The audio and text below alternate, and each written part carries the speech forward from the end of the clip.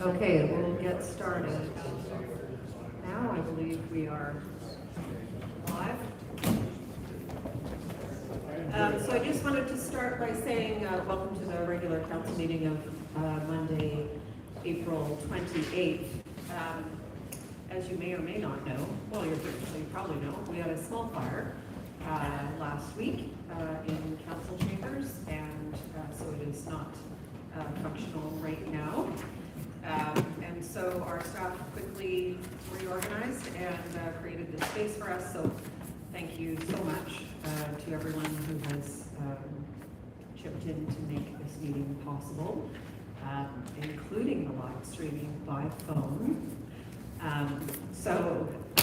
And thank you all for being here. So we are gathering today on the unceded traditional territory of what is now known as the Comox Nation, and we are grateful for their care and stewardship of this land since time immemorial, and always grateful for their grace and collaboration as we do this good work on their land. Could I have a motion to approve the agenda with the additional, and first we're going to approve hosting our meeting here in this room. Yes? No? Could I ask council to also add to that, we have a closed meeting workshop that we're holding at the fire hall on May 5th. Add that to that motion for holding council meetings. Yeah. Okay. Just for that one particular meeting. On May 5th. Yes, please. Would move the council approve holding all council and committee meetings at Cultural Center at 2674 Dunsmuir Avenue until the council chamber meeting room at 2675 Dunsmuir is available for use, and that we will be holding a closed meeting workshop at the fire hall on May 5th. Thank you all in favor of that. And that is unanimous. Now we need a motion for the approval of the agenda. I'll move that we approve the agenda with the addition of late items for 7.2 and 8.1. Thank you. Seconder? Thank you. All in favor? That is carried unanimously as well. And there are minutes from the regular council meeting of April 7th. And everyone's in favor of that. Thank you. And receiving minutes from APC, April 10th, and Heritage Committee, March 20th. So moved. Second. Thank you. And everyone's in favor of that. Correspondence, bylaw 865, emergency shelter and supportive housing land acquisition. Somebody want to roll through that, or do we just want to go straight to questions?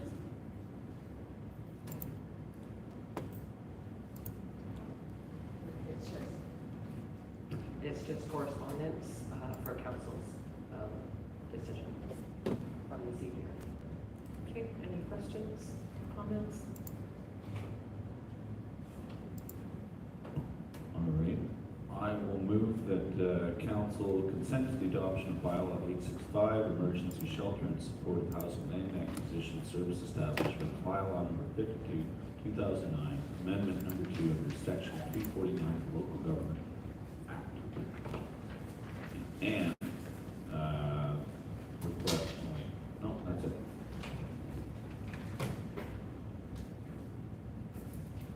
Second. Thank you. Go ahead. Question? Yeah. Is this the amendment to allow the withdrawal, to allow council to withdraw without the service? Yes, the expedited withdrawal That is of the town of Comox I from that thought- service. Sorry, I should have said that before you started. That's fine. Okay, so all in favor of allowing Comox to exit in an expedited way rather than take a long time and spend a bunch of money? All in favor? Thank you. Yeah. Yeah. Absolutely. So next there is a request for staff participation in the regional growth strategy minor amendment review process. And this would be, we are part of the service. This is something the staff is prepared to do as part of their work plan as well. No questions? Move the council. Yeah. Move the council respond to the Coast-Side Regional District that the village is prepared to participate in the regional growth strategy minor revenue. Second that. Thank you. All in favor? No one's opposed. That's carried. And reports, 2024 audited financial statements. Is Corey coming in as well? Boy, we've got a full team at the table. And one minute to pass. Thank you. Thanks for being here, Corey. Thank you, Madam Mayor. Thank you very much. You have, oh, there we go. Test your eyesight. Or you can follow along. Before I start, a big thank you to your staff at the village for going through the audit process with us this year. It goes very smoothly. We're very appreciative of all the work, the hard work they do to prepare financial statements and get ready for the audit. So as in prior years, I have a short presentation, go through some of the statement highlights and the audit process, and be happy to answer questions at the end. So a reminder, the numbers that I'm going to go through are what we call a consolidated basis. So as you get reports from staff throughout the year, you're getting general fund, or sewer, we're putting everything together, including all the reserve funds on the capital activity. These are just consolidated figures.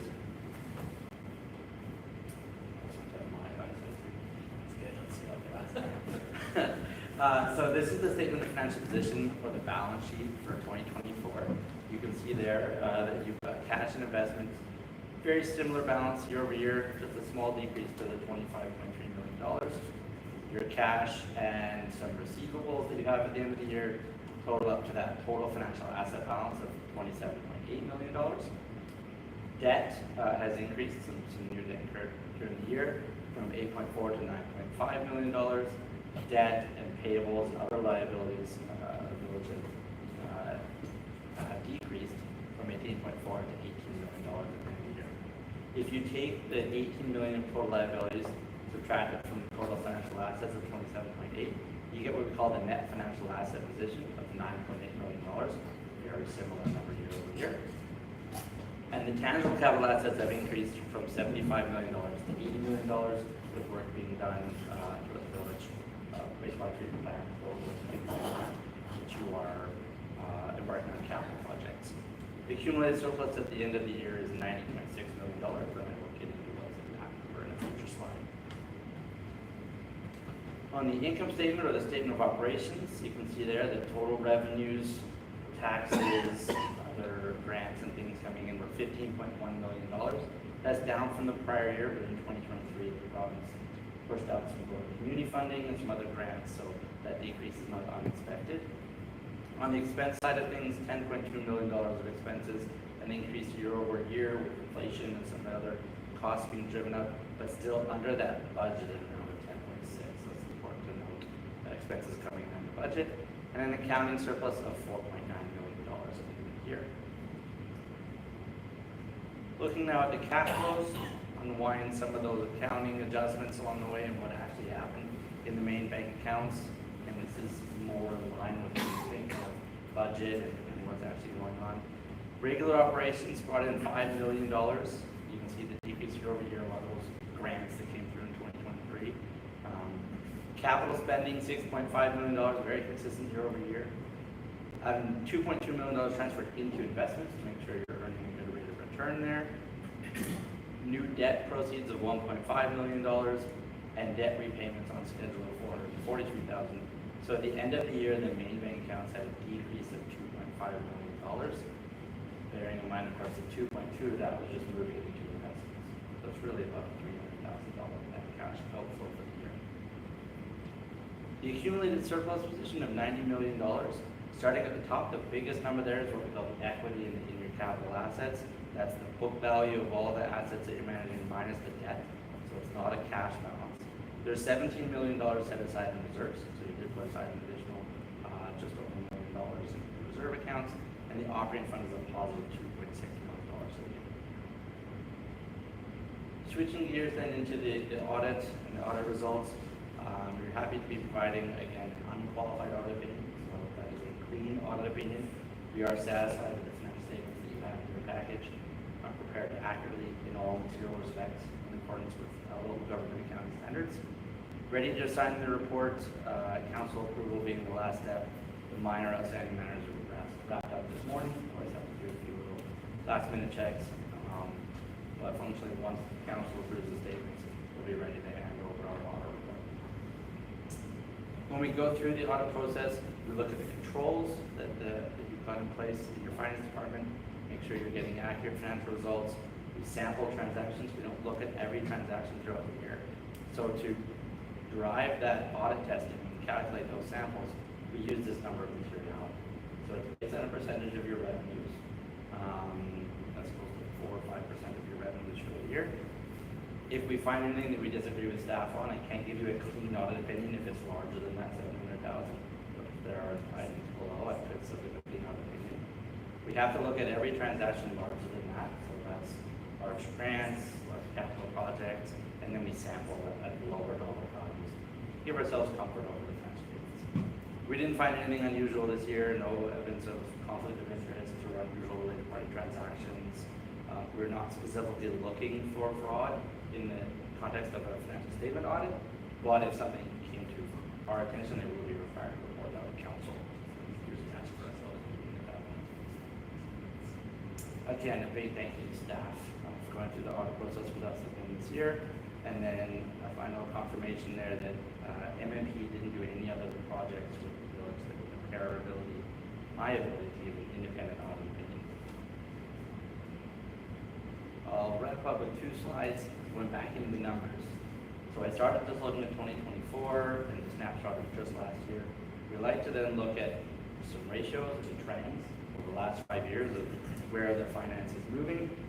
We start with this one that we call a sustainability ratio. So we compare your total liquid assets, your cash and your receivables and your investments to your liabilities, seeing what do you have to pay in the near future or in 2025. So this ratio has been increasing. You can see it was 1.1 in 2020 and climbing up to 1.54. That means you're putting aside those reserves. We saw that $1 million increase to be able to fund future projects. And that is a positive cash management and fiscal management position for you. The next one we look at is flexibility. And here we look at your infrastructure, the rough aging of your assets, not condition assessments, but just how old are they, to see what type of things might be coming up that are going to tie up some of your finances if you're having to pay for capital projects. So we look at the depreciated value of the assets compared to their original cost.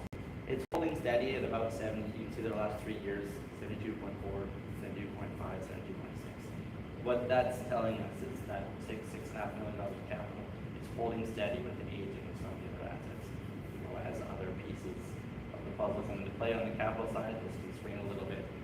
But holding the line there means you're putting that investment in the capital, as opposed to if this ratio was declining, it means that assets are getting older and you're going to have those costs coming up. So it's good to be holding the line here at about 72%.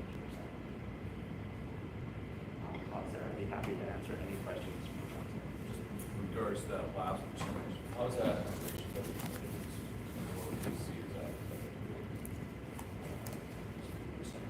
Thank you, Councilor. So yeah, the question is how does it compare to other communities that we work with up and on the island? Most of the communities that we're working with are in the 60 to 70% range. There are a few that are in the 50s, and that's very old assets, but being in the low 70s is a positive. I don't think I've got anybody that's above 75% growth ratio. Any other questions? Thank you for your outline of the reserves as well. Yeah, it's important work we're doing there. So thanks for highlighting. And if there's nothing else, then there's a recommendation there probably. Oh, hold on, Councilor Sullivan's got a question. It's just not going to be in the report.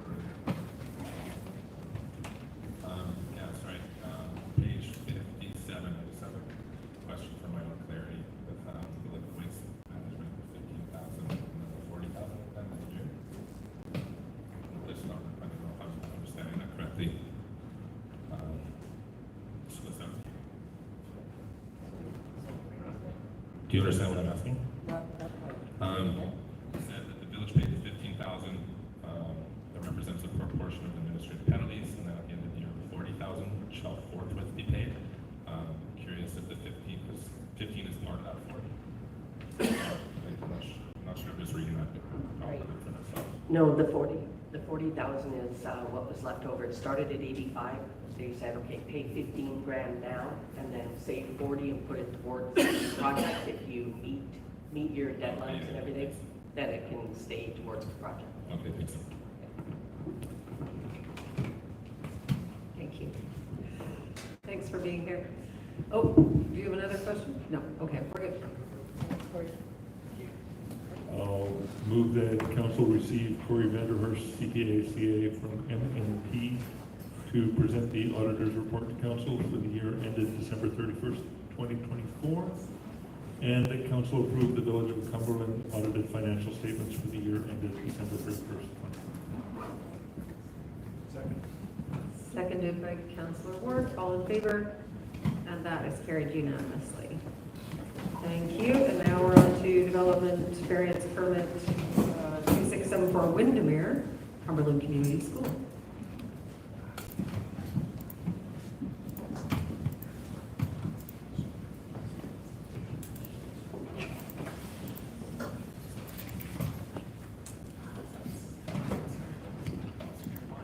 Yeah, How's that sound? Good? that's good. Good. Yes, All right, thank you. so, good evening, Mayor and Council.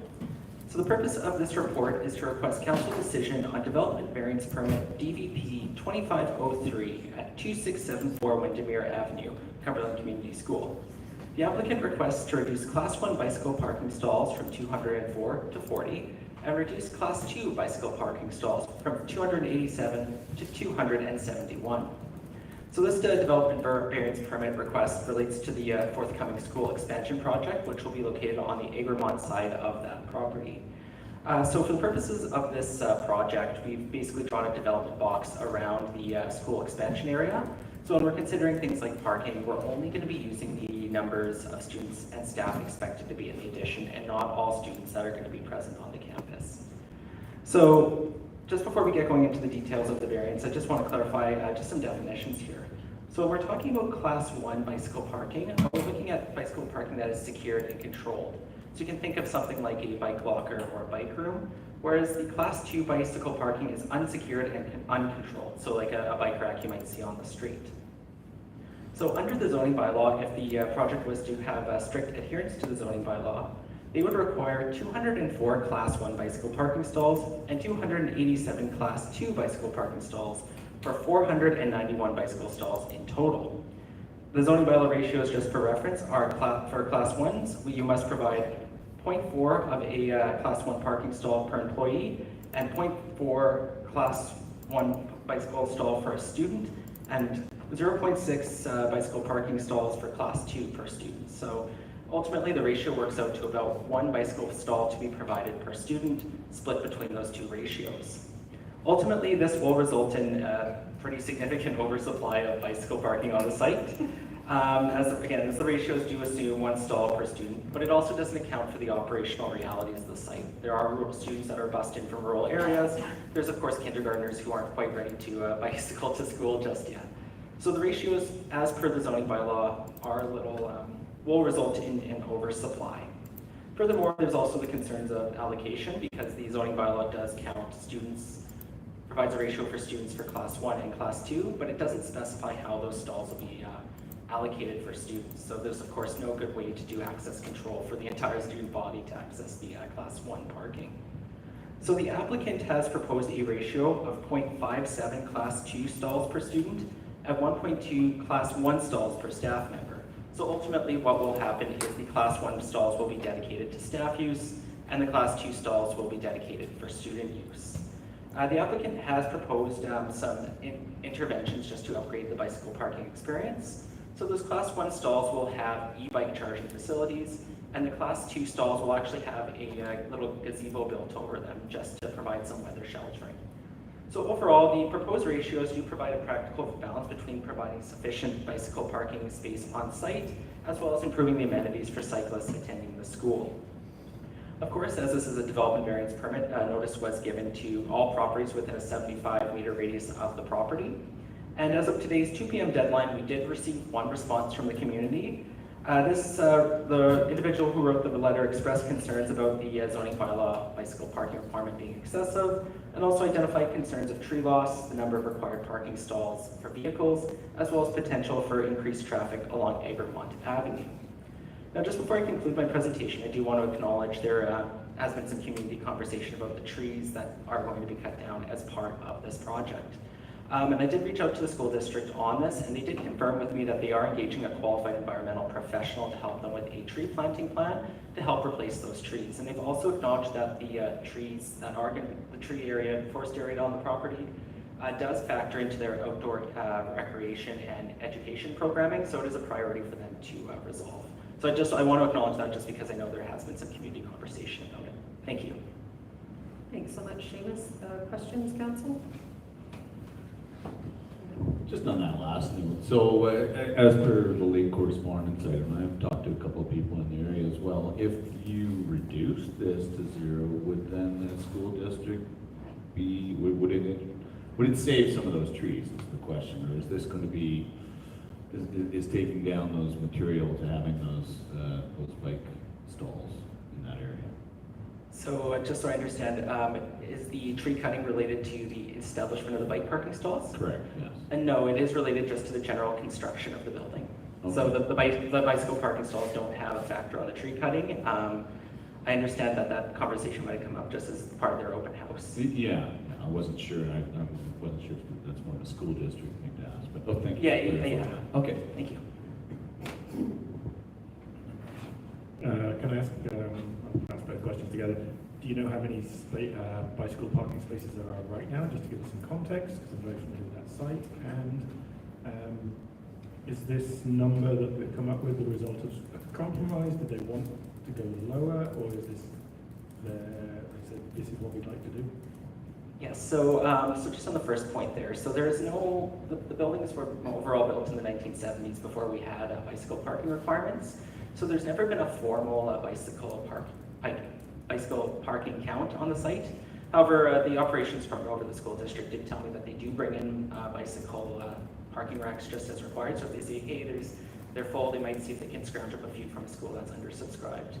Now with the new ratio, you are right, we did work with the school district quite closely on working on a compromise and finding a ratio that both met our requirements of ensuring that the students had bike parking, but also realizing that the zoning bylaw, a strict adherence to the zoning bylaw would result in an oversupply. So yes, there was some negotiation and compromise. Okay. So I'm just wondering, does it feel even as is, whether there may be more than plenty? Those racks will be right now. Okay. So does the count for bicycle parking include existing bicycle parking? It does not. Right. So, and that's the thing, is that there isn't a formal count of how much bicycle parking is on site. And when we did this review, we only focused on the bicycle parking required for the new school, so not the entire campus. Right. Okay, go ahead. So does that mean that the new school is going to have 40 new staff members? That number still seems high. Yes, and I believe that the number of staff that are going to be present in the expansion is I want to say that like 33. So keep in mind that does include like teachers, admin staff, and like educational assistants.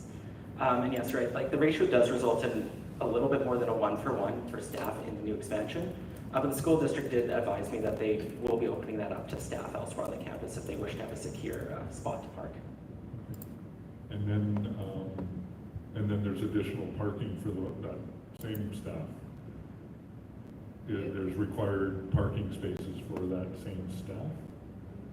Like vehicle parking? Or Like vehicle parking? Exactly, yes, and that's a different calculation ratio.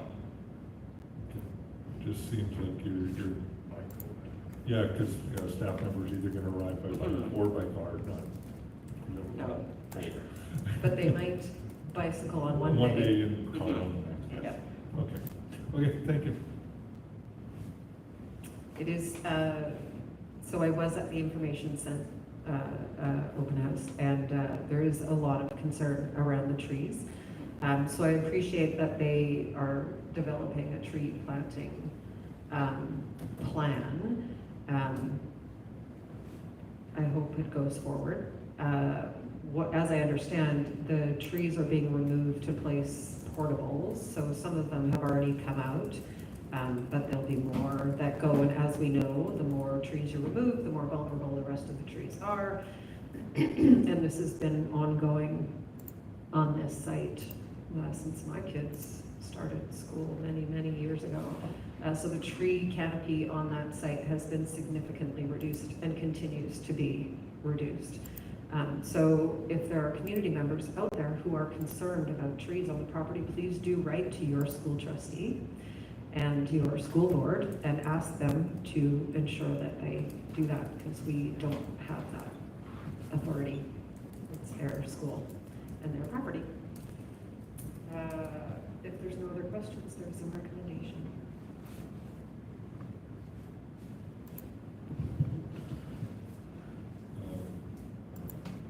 This one. I'll move that council approve development variance permit DVP 2503 to reduce the required number of Class 1 and 2 bicycle parking stalls for the property described as Lot 1, District Lot 24, Nelson District Plan, EPP 42181, 2674 Windermere Avenue. Do we have a second for that?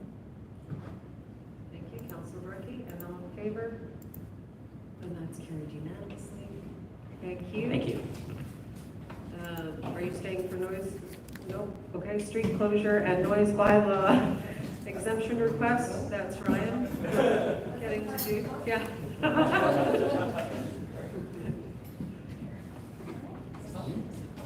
Next team. Thank you. Yeah, so this is the road closure request Yep. and the noise bylaw exemption request. So the organizer of the second annual proposed Rock the Block concert, which is proposed for Saturday, August 16th this summer. Does that sound better? Oh, wow. So yes, the proposal for Saturday, August the 16th of this summer, it includes the closure of one block of Dunsmuir Avenue from 10 a.m. until 2 a.m. And then there's also a request for a noise control bylaw exemption to allow amplified music until 1 a.m. So we're talking about the noise bylaw exemption request first. The applicant's plan is for the concert to feature live music from approximately 4 p.m. until 12:30 a.m., which is roughly the same, roughly the same timeline as last year's event. Last year's event started at 5 p.m. The reason the applicant has stated for requesting the exemption a half hour later is just to allow a contingency. So we understand that the music would be scheduled to end at 12:30 a.m., but a half hour exemption just gives a little bit of flexibility in case things go a little bit later. No encores. And that is the same reason that the road closure request is also a half hour later than last year. So then speaking to the road closure itself, it includes blocking off Dunsmuir Avenue between 1st Street and 2nd Street, again 10 a.m. until 2 a.m. Through traffic would be maintained across Dunsmuir at both 1st and 2nd. Vehicles would be rerouted down to Derwent Avenue. No bus stops would be impacted. There would be some buses that are rerouted, but BC Transit has had no concerns with this reroute, the detour. We have already spoken to the applicant about making sure that they post clear detour signage, and we hope that will allay some of the confusion that was relayed to us last year around just not enough signage. And you know, they've indicated that they're willing to help out in that regard. The other impact we were made aware of last year was a business owner who said that her business was affected by last year's closure. I've spoken with both the business owner and one other one who I'd heard might have been affected, as well as with the applicant. They've all expressed a willingness to find a solution to allow them to move forward, allow the two business owners to support the event. And when I asked them both explicitly, neither of the two business owners asked me to express their non-support for the event. So I have confidence that they'll be able to find a solution that helps them all work together. Both the village's fire department and operations staff have approved the site plan. And so staff recommendation is that both of these requests are approved. And you'll see there's also a recommendation that future requests of similar nature and scope are also approved at a staff level. You of course also have a couple of proposed alternatives that are before you, and I'll leave it to you, and I'm happy to answer any questions. Thanks, Ryan. Any questions, council? As you know, this village does like to rock the block. Do we have assurances from the organizers that they will in fact rock the block instead of having a mild quiver or gentle sway to it? No assurances as of yet, and you're welcome to add that to a resolution if you... I'll leave it at that. It's just a question. I think it's a great event, particularly in light of the demise of Music Fest, bless its heart, and I think Cumberland's got a proud tradition of it. So thanks for a great plan on this.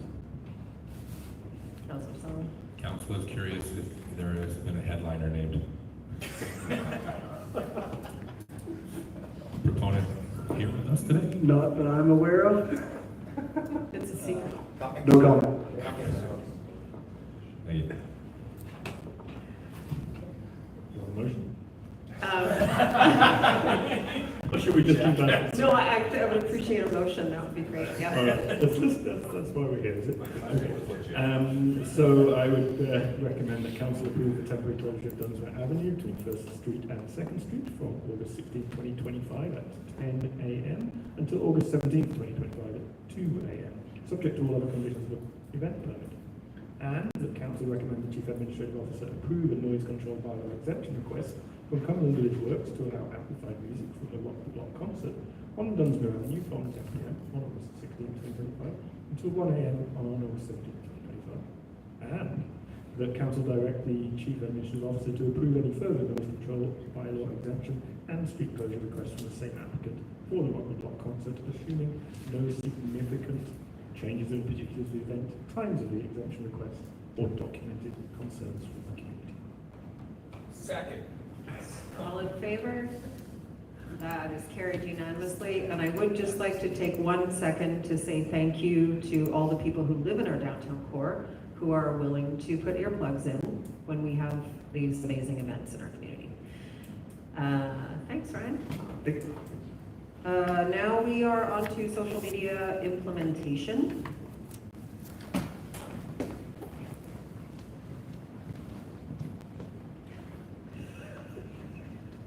Who's gonna check if you're... Turn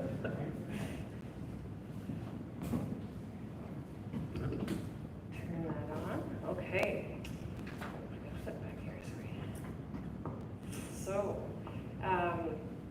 council will remember back in October, council updated the communication strategy that moved social media presence from long-term priority to a medium-term priority with limited social media to be implemented in 2025. So staff have been working to bring that to you. We're proposing a soft launch of channels on Instagram and Facebook in late May with an announcement in early June. The use of social media will slowly build the staff resources to support communications from all departments allowed with posts focusing on council meetings and seasonal features that we share currently on the village website, such as water conservation, summer fire hazards, and recreational fire permits and the like. We've prepared a social media policy that's included in the report in the agenda, and are also drafting social media procedures for staff and have them create templates in image library. In recognition of village's staff, limited staff and budget, social media use is proposed to be limited with commenting not enabled. Where possible, we have confirmed that we are able to turn on commenting on the channels we're proposing. Use of information, as I said, from regular website news posts with a tone for each channel to reflect each channel's audience. Engagement opportunities will continue only through the Engage Comox Valley platform for certain projects and initiatives. Requests for service and feedback to the village will be directed to the village office and general email. So in regards to the social media channels, we've set up accounts on Facebook and Instagram, as well as a LinkedIn account to share employment opportunities. A discussion for council for Instagram. The village was not able to secure the Village of Cumberland account name, but we have signed up for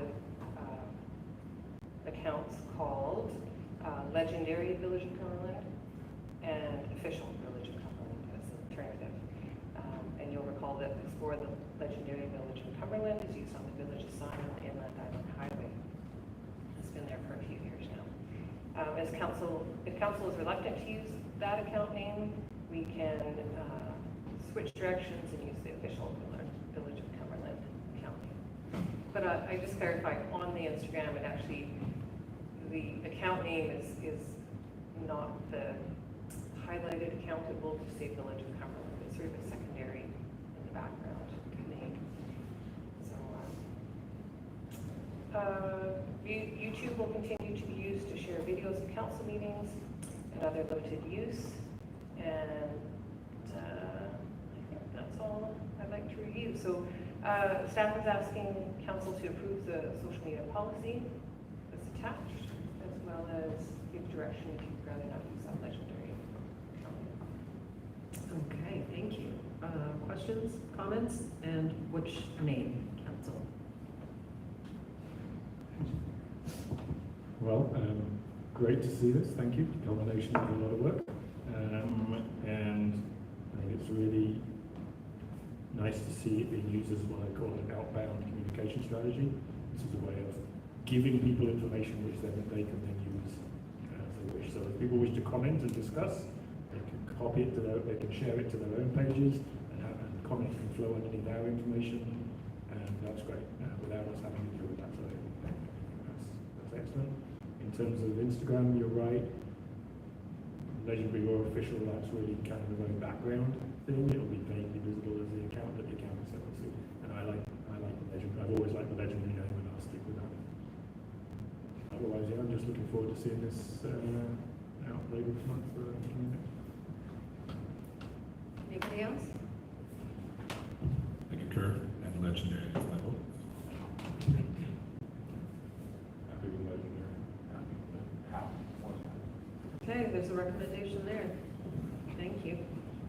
I'll move that council approve policy 1.14, social media. Second. All in favor? That is carried unanimously. Thank you. Public Correspondence Council Protocols and Flag Display Policy. Yes. So council saw the draft policy at a previous committee of the whole meeting. The draft policy provides guidance on public correspondence, including requests for delegations to council, as well as complaints to the village. It goes over some administrative duties of the mayor. It gives guidance on council member requests for staff resources. It talks about council gives a protocol budget and its use, and also gives guidance to staff on flag display and proclamations. At the whole meeting where you saw, there was a few requests from members that we put in the version that's before you, as well as a small correction. So it's here today for approval, as well as to rescind the 2007 Staff Committee Public Communications Policy. Thank you. Questions? Comments? Or the recommendation? I will recommend that I recommend the council rescind staff committee and public communication policy 1.1/2007 and approve public correspondence, council protocols, and flag display policy 1.1. Thank you. All in favor? That is carried unanimously as well. Now we are on to bylaws, zoning amendment bylaw 1215, lot 8, Ulverston. First and second reading.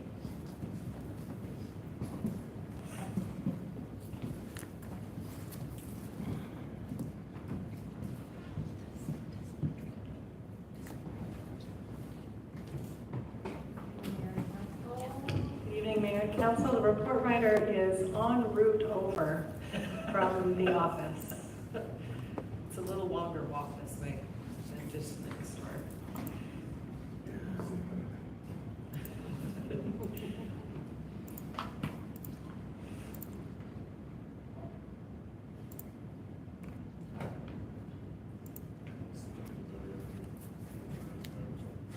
Yeah, that was fast. We're humming. Yeah, no. Humming along.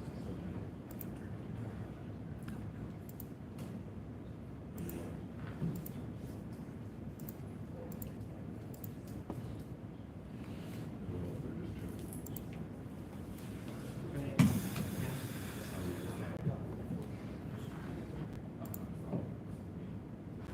I know.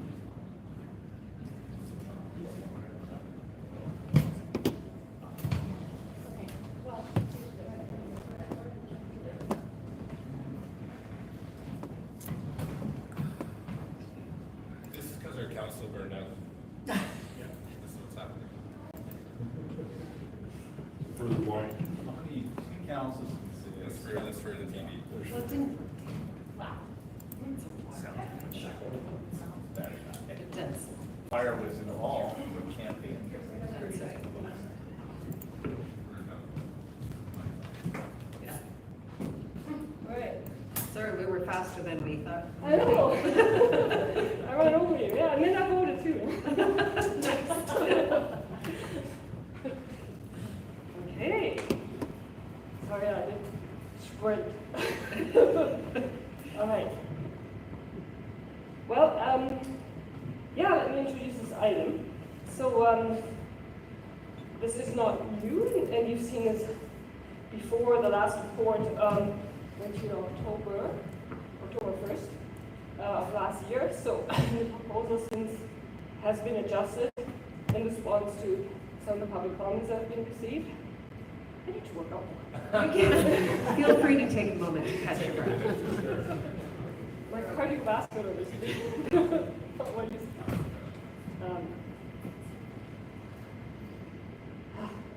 We're okay. Okay, so yeah, the proposal is to rezone the vacant lot on the east end of Alverson Avenue from a rural zone to a new MU2 zone, mixed-use zone. And that new zone would permit a mixed-use building with commercial on the ground floor and 3 floors of rental units above. And then also includes 48 townhouse units. So we reviewed to the extent to which the proposal complies with the regional growth strategy and the official community plan in the October report.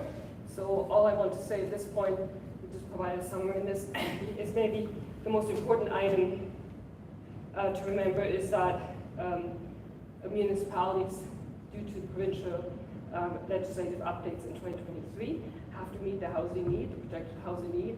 You received the housing needs report, the 2024 one, also last year in the fall. So, and through the Complete Communities project that's also complete last fall, we reviewed how Cumberland can meet those requirements.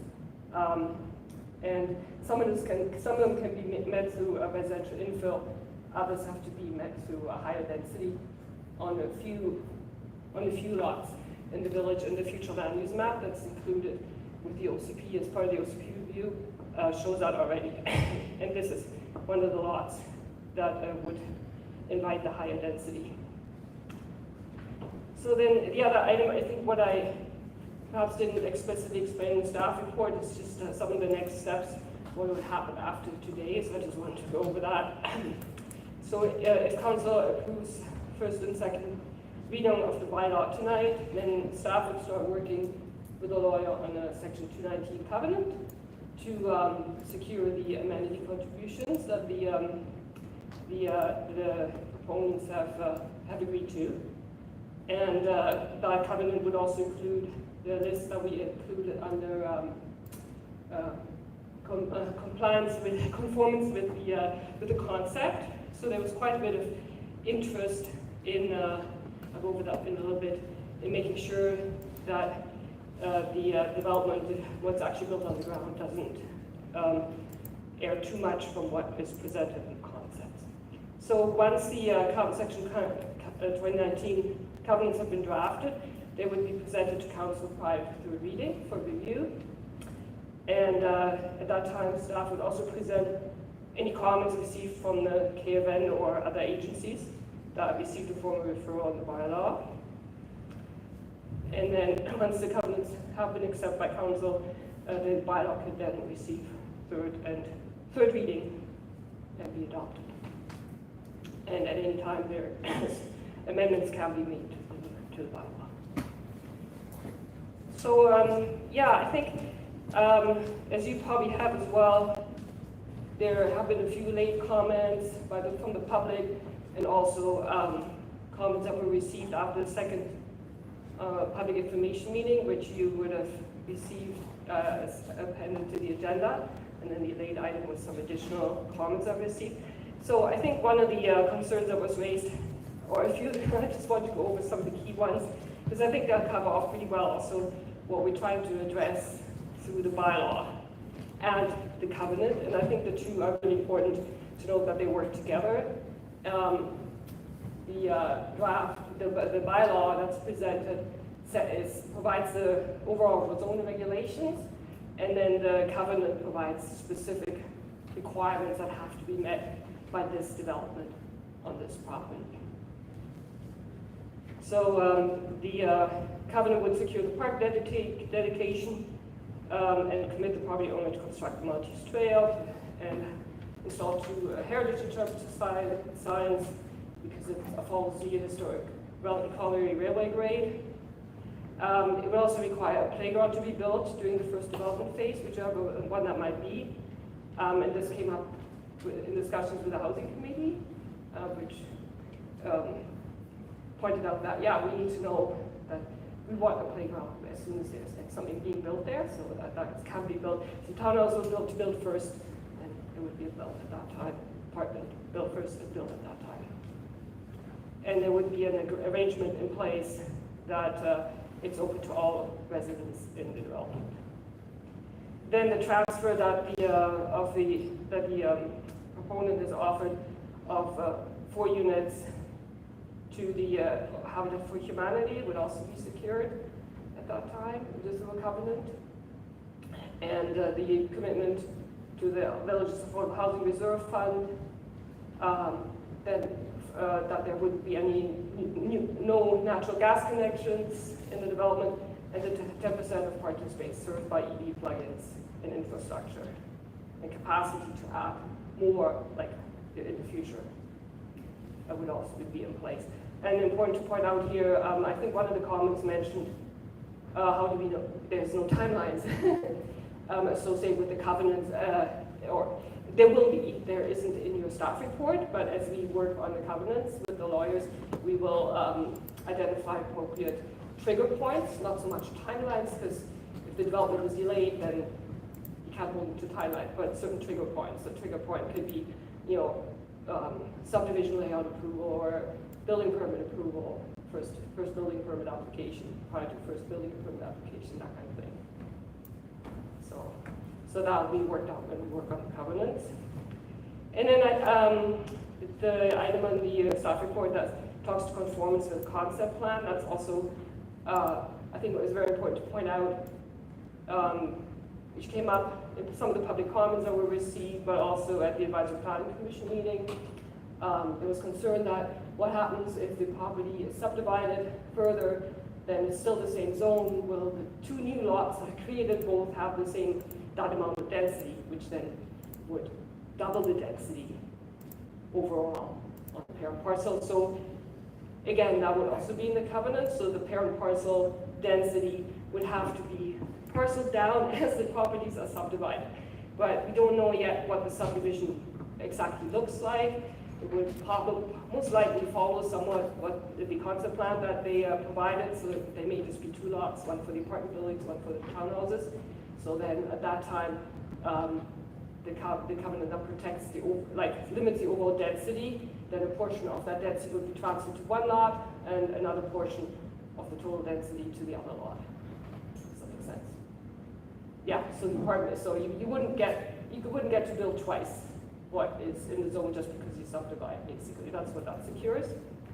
And then there was also concern that, I think it went both ways.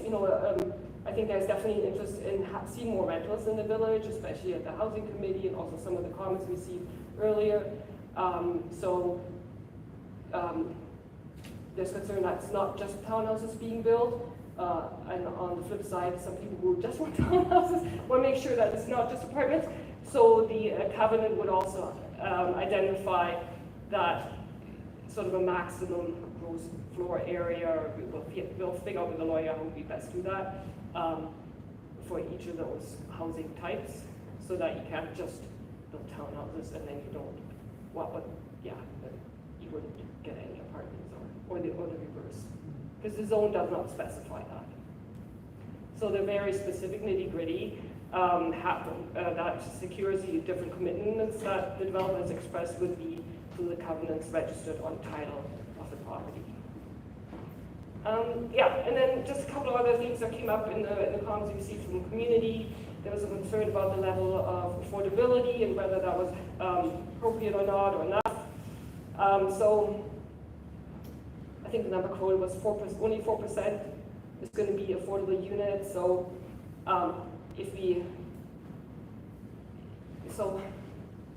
the dedication of affordable units is different if there's rentals involved than if it was condos, for example.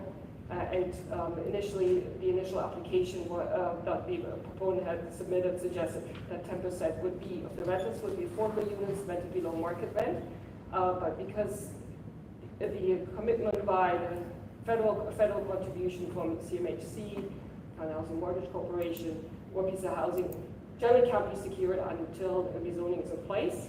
So they felt, given uncertain economic times, we had things happening down south, tariffs, fluctuating interest rates, which affects lending rates, they couldn't commit to that 10% until they know that they get funding. So that 10% below market we would have to see if they were able to get funding from CMHC, which basically then makes it affordable for the developer through preferred lending rates to provide 10% affordable rentals for 10 years.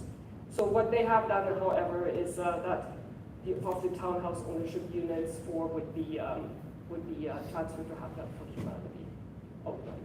So that's the affordable housing commitment that has been made. The other one I think that came up is there was concern by industrial neighbors of noise and odors and dust and potential noise complaints. And I think we had a submission earlier in the process also about that and whether we can put a covenant in place to protect people from, or the village, I guess, from the excessive complaints. So people have a right to complain. We talked about that before. We cannot restrict people's right to complain, thank God.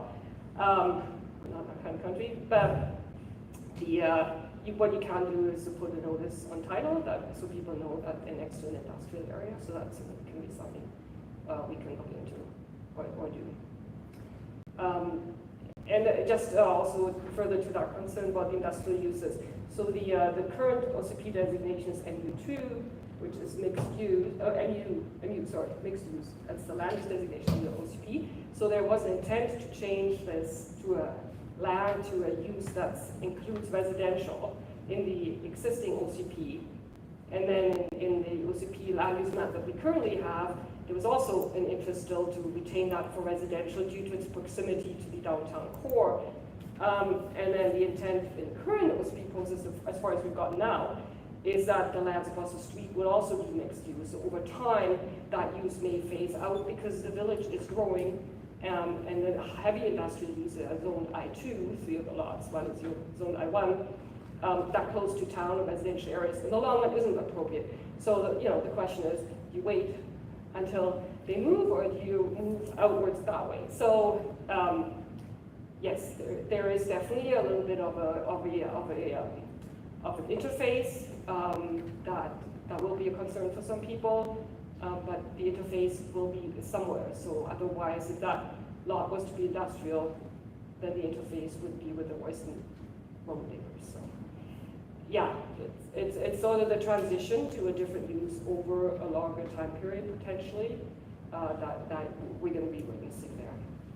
Then the other concern that was raised was regarding different bylaws or different versions of the bylaw being presented at different meetings, and that they weren't identified or timestamped. So what I need to say to that is the different bylaws were presented always in conjunction with an agenda which had a date on it.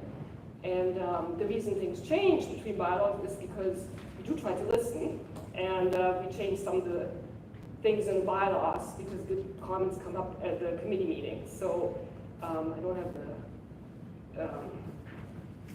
yeah, if you have further questions, I can explain exactly why things changed between bylaws. Sometimes we missed something, or an additional use was added that we thought was important and that should have been added. We also then, making sure, it's rental only for the apartment buildings, those kind of things changed. The FAR changed, which is the next one thing I want to talk about, and I think that's probably the last one, and then we're open for questions. So I did go through the calculations of the FAR that was also requested at the last council meeting, at the housing committee meeting, and also by the ABC, that the FAR more closely reflect what we're seeing on the concept plan.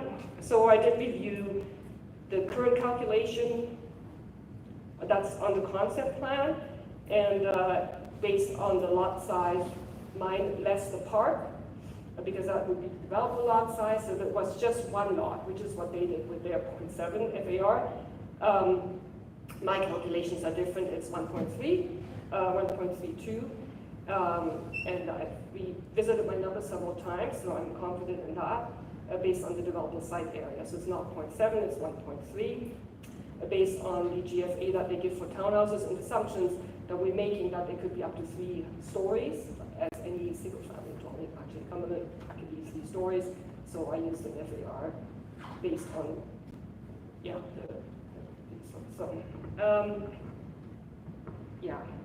and then we've also, there was a concern that maybe the FAR for the mixed-use building is quite high, and so I put a comparison staff report with the downtown core, which is FAR of 2.0, and we've got 2.6 there. So, it's partially to provide some flexibility because we don't know what the lot layout is going to be like yet.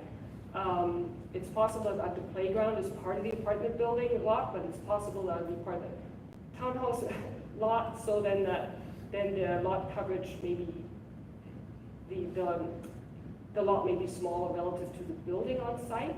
The average person won't notice that because there's still a road, there's still the green space around it, but the apartment lot could be fairly small, so up to 65% lot coverage. So the calculation that I used was assumed sort of about a 63% lot coverage, and then the 4 stories, and just a little bit more floor area just in case some things might change. So that gives a bit of room. But yeah, if you imagine the 2.0 in the downtown core, if the downtown core had 100% lot coverage and a floor area ratio of 4, floor area ratio is the gross floor area divided by the lot size, it would be 4 stories on 100% of the lot. So we don't permit that. We permit 65% lot coverage, but we permit the FAR of 2.0. So you could have 4 stories at 50% lot coverage and have a perfect box in the downtown core. So we are permitting, in this case, we're permitting a little bit more density than on the downtown core lot, just for giving some room for this development and the concepts that we might get at the development permit stage may or may not have the parking not even included with the apartment building? If that's all roadside parking, as it suggests, then is that part of a common strata, that's shared between the two stratas? You know, so, a strata road parking, yeah, sorry, strata road parking, yeah, that's then shared, so that's where the 2.6 comes from. Yeah, so, I think that might be the key items, but yeah, happy to answer any other questions that you might have at this point. Thank you, Karen. Who wants to go first?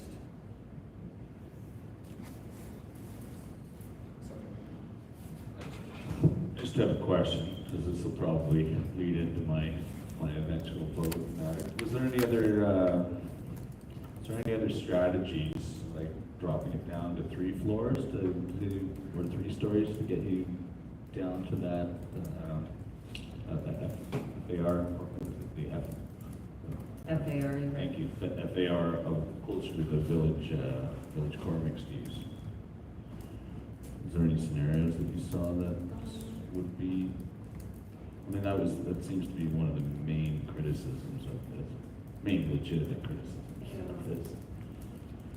So what the applicant has done, initially there was 2 apartment buildings with 120 units, so they decreased that to one apartment building with 60 units. So they lowered the overall density on the property. You know, reducing the stories further to 3, there's sort of there's an economy of scale too when you're constructing. It's already, I think, trying to construct a 4-story building when you could really, with construction methods nowadays, with wood frame construction, you can go up to 6. Now you're only going up to 4. Yeah, I think at one point you just hit a point where it's not economically viable, and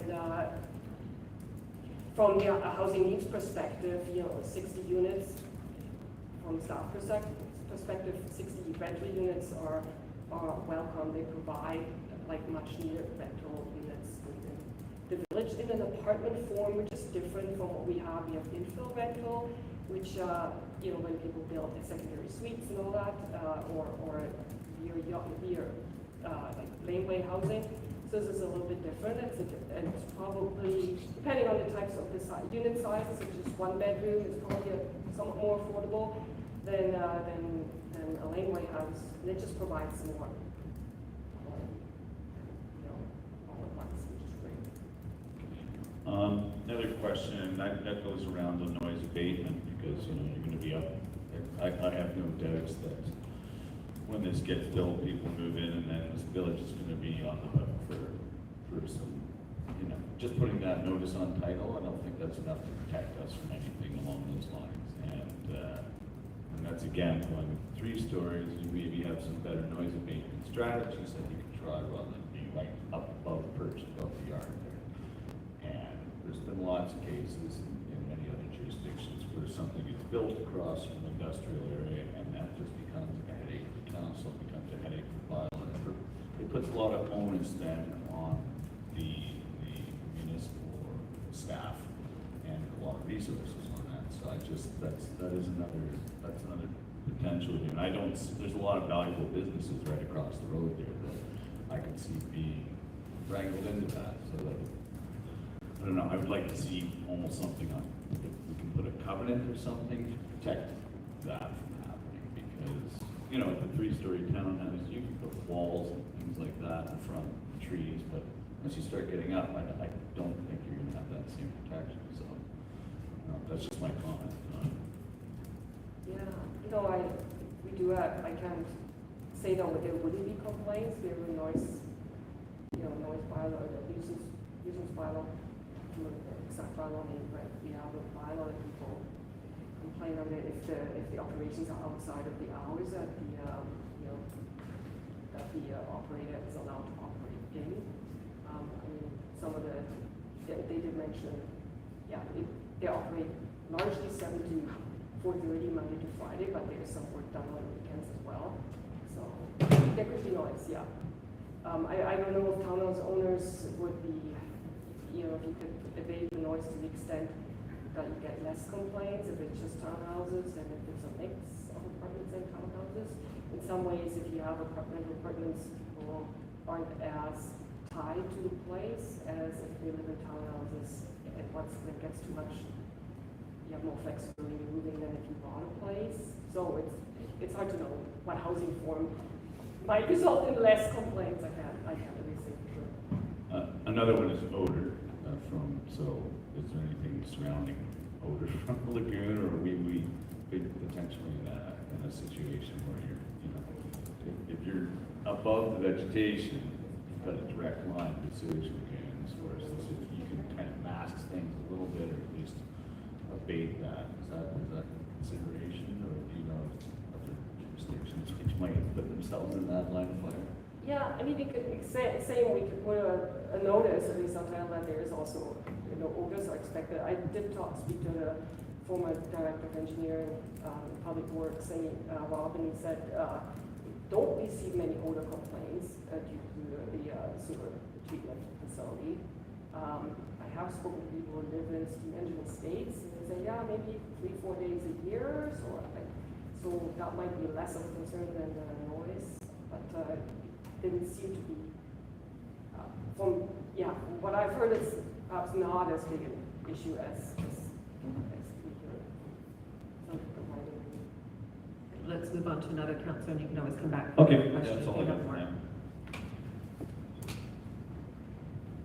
Okay, well, thank you for all your work on this file. I think it's no secret I'm really supportive of this type of housing development, of the higher density, especially rental units. That's what I talked about in the election campaign, I talked about before.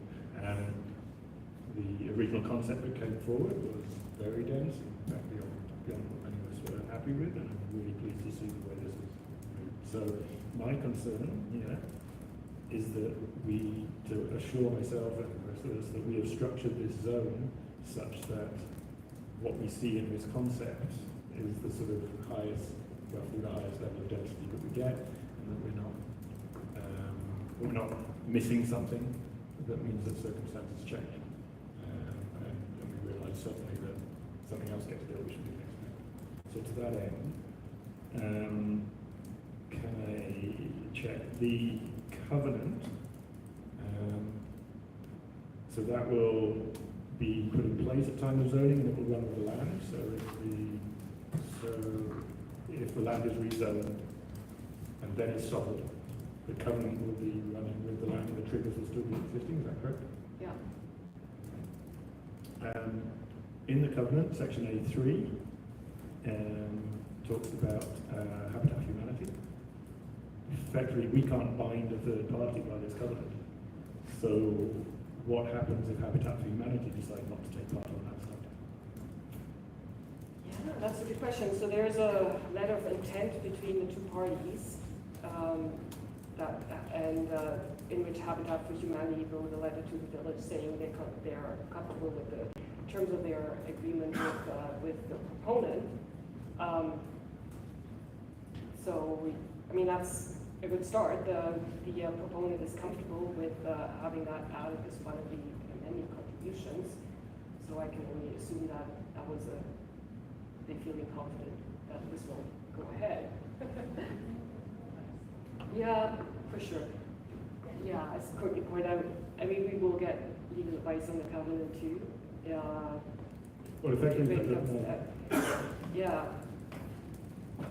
Effectively, of course, I think you get the point. That element of the covenant is a significant amenity contribution, effectively, the provision of those 4 affordable housing pieces. And it's that I would like to make sure that we at least get, and isn't subject to, Habitat pulled out, so we're not doing that now. So I leave that. Yeah. So it's right, maybe to add to that, yeah. So if it's in the covenant, it would be binding. Say Habitat for Humanity does have other commitments, or for whatever reason they have to pull out, it would still be in the covenant. So then the covenant would have to come back to council to be amended. You could deny that, or there could be an alternative found that meets the same affordability, meet the criteria that 4 units would be transferred to Habitat for Humanity. So that would be the opportunity at which a renegotiation or an alternative. But an it alternative. would have to come back for that. Yeah, so, yeah, the village is a registered on the covenant, so it would have to come back here to be, if the covenant was to be changed. And then a proponent could propose an alternative. Thank you.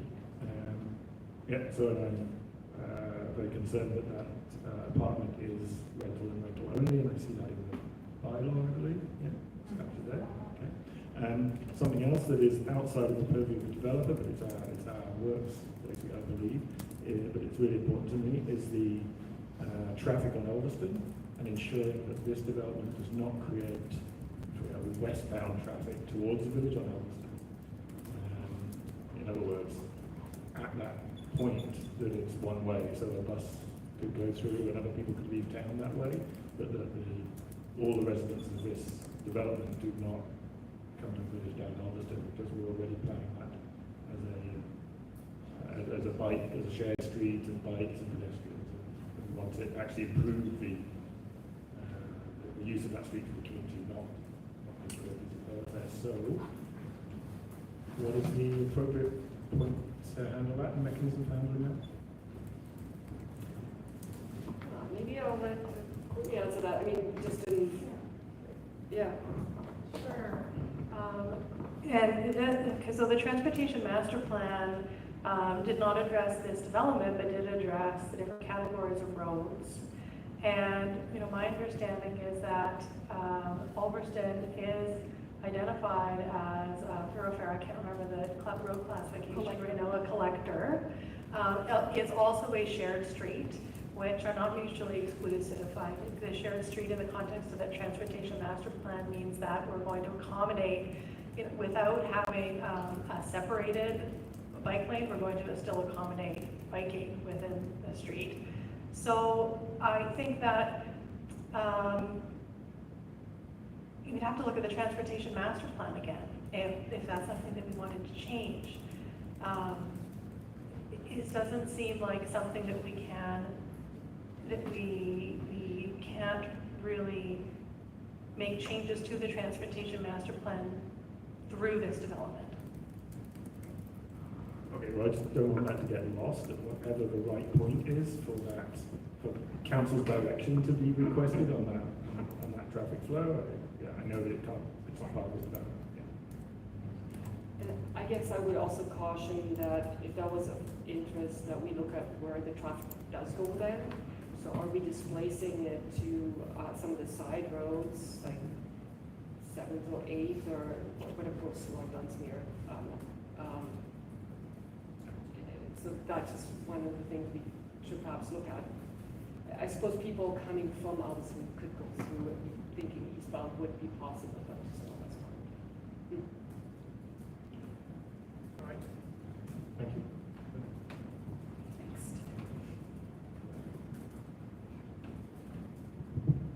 Okay, thank you. Thank you for the report, all the work you've done so far.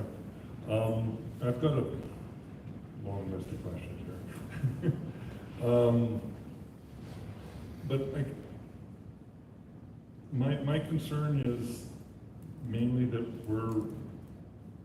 if we were just approving the plan that's down at the bottom, I'd be all for it. I like the design and the concept of the plan that's there. I agree with Councillor Ward. I think this is much needed housing that we need. But that's not what's in front of us today. In front of us today is the bylaw, which is completely divorced from the plan. And we don't have the covenant in front of us to say that, yes, this is what we want. So it's kind of like approve this now, and then we'll bring you all the details later. And that doesn't sit right with me. If we just look at the bylaw, without any covenants, they could build even bigger than what the first proposal came with the 2 massive 4-story apartments, and that would have fit on that, and then some would fit on this lot, if we just go by the numbers on the bylaw. So is this bylaw specifically intended just for this lot? So, I mean, maybe just one step back, you know, it is in council's control to approve and review the covenants. And the reason didn't present the covenants now is because we don't know whether you're generally okay with the concept, and to move ahead, it's a lot of time and money also goes into developing the covenants. So we develop the covenants when we first get an indication that you accept the amending contributions and also, you know, the restrictions that will be put in place through the covenant. So that's why the order is the way it is. So you would accept those if you wanted to, accept those first and then give first, second reading, then the covenant comes back with specific terms, a complete draft. So then you still have at your discretion to deny third reading or just to say, hold it, you know, this covenant doesn't do everything I thought it would do, or we don't, you know, can change this, can change that. But I think at one point, to be able to work on the details, we need to make sure that council's on board with what we see now, what we have now. So that's one important thing I wanted to mention. The other thing is the zone is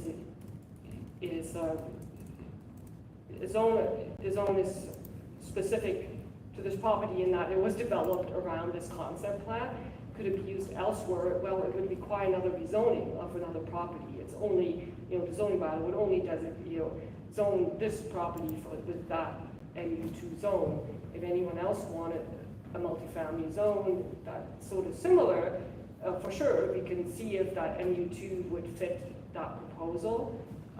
If it does, great, that would save us some time and also, you know, the legal review and all that.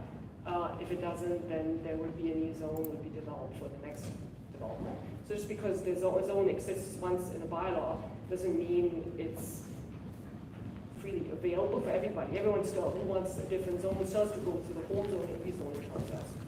Well, I'm just thinking that there's, in Coal Valley Estates, there's a lot of land up there that is slated for multi-family developments, and that this zoning would hopefully be applicable. But as it stands, I think the density, the FAR ratio on the apartment is too high to just grant it outright to any other lots. To get to the covenants, where am I here? This way. Councilor Ward covered some of it, but I'm just a bit worried again about some of the things that can happen if the lot is subdivided. Getting back to the letter of intent for the Habitat for Humanity, what's the value of that amenity? Are they gifting a completed 4-story townhome, or is it a lot for a 4-story home because Habitat usually does their own building? I don't have the details of that. There's a letter from Habitat Humanity that they are satisfied with the agreement, the letter of intent that they've reached with the developer. So the transfer, might be, of the 4 units once built, or usually Habitat builds it, so the land which hasn't been subdivided yet. So I guess it's difficult to parcel out a specific lot size. Yeah, okay, so that's a bit of a question. What is actually being promised there?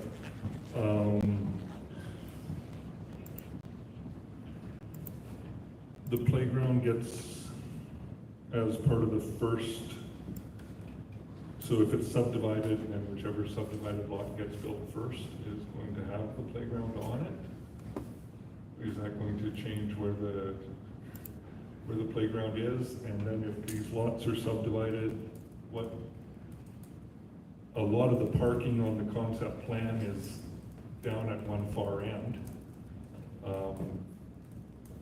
How does that get divided up if the lot gets subdivided. I'm just worried that, I'm unsure how all of this works once we start subdividing this lot. And then we start getting further and further away from the concept plan that's in front of us. Yeah. And then, again, at that point, I'm not sure what we're approving, and then we're falling back on the bylaw, which allows a lot of density. Yeah, so the developer does have to submit a development permit for multifamily and mixed use. At the time of, concurred with the subdivision, there's only certain guidelines that would apply at that time, mostly related to site layout, so that at subdivision we would have a clearer idea of what the lots are going to contain. And that'll also be necessary then to transfer the density specific they get from each particular lot gets from the maximum density on the parent parcel. So a further site plan is going to be required at subdivision. They'll tell us that, and then development permit comes to council for review. So, and then a similar question comes up with the dollar value amenity. It's sort of some of it's up front and then some of it's at building, but if the lot is subdivided, who does that amenity transfer to? Does that become part of the subdivision sales negotiation, or how I'm unclear on how these things transfer when some of them are so specific to the whole lot, but then you start piecing it up, and how do things, which lot gets to the responsibility for building which lot is responsible for building the sidewalk from Carlisle to the village as part of their upfront DCC costs, if that is what is necessary at the time. How do we know which lot that falls upon? Yeah, Courtney's gonna talk about the subdivision.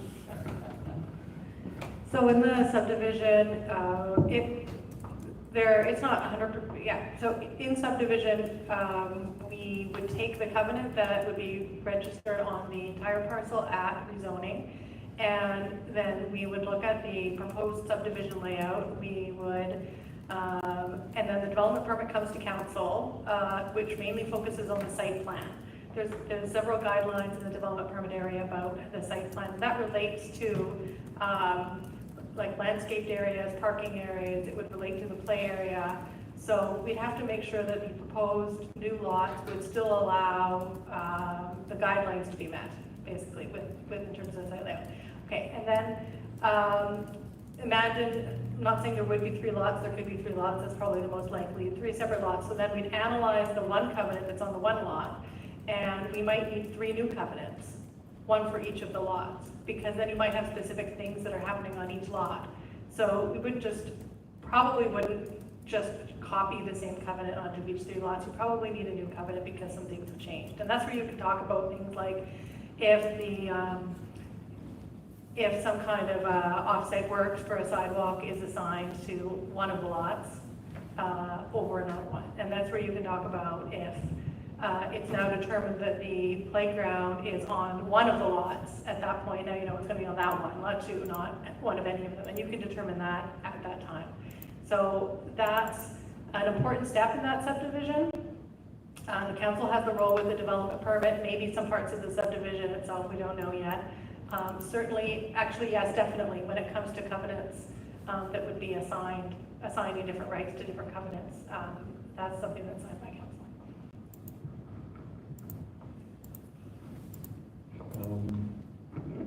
Is it not, to move on to the affordable housing component, is it not possible to get an MOU with CMHC or with BC Housing before zoning is granted? Is it not possible to get a memorandum of understanding if it's granted? Because I'm very sad about losing the affordable housing below market rental portion of this development? I mean, usually they don't do that because we can't promise, and they can't, so they can't promise until it's actually rezoned for the use. That's what a memorandum of understanding would be for, is that But we would understand that if you get the zoning, then you will proceed with the financing. It's not typical, because we experienced that with the Second Street project, where we experienced that with the Second Street project. It's not typical. They were waiting for it was difficult for the proponents to get funding for the Second Street project from BC Housing without the rezoning prior. Something they typically do. Yeah, I think I'll leave it at that. Personally, I would be much more comfortable with all of this if this is a one-off zoning for this lot, rather than putting everything into covenants and having this broad zoning. I would be much more comfortable having all of the details as part of the bylaw, as the zoning bylaw itself. And I've seen them done in Nanaimo, where it's a site-specific bylaw. I understand Nanaimo's moving away from that because they get dozens of developments all the time. But here we tend to get ones of this size, one at a time. And just having all of that covenant language in the bylaw itself would work much better for me personally.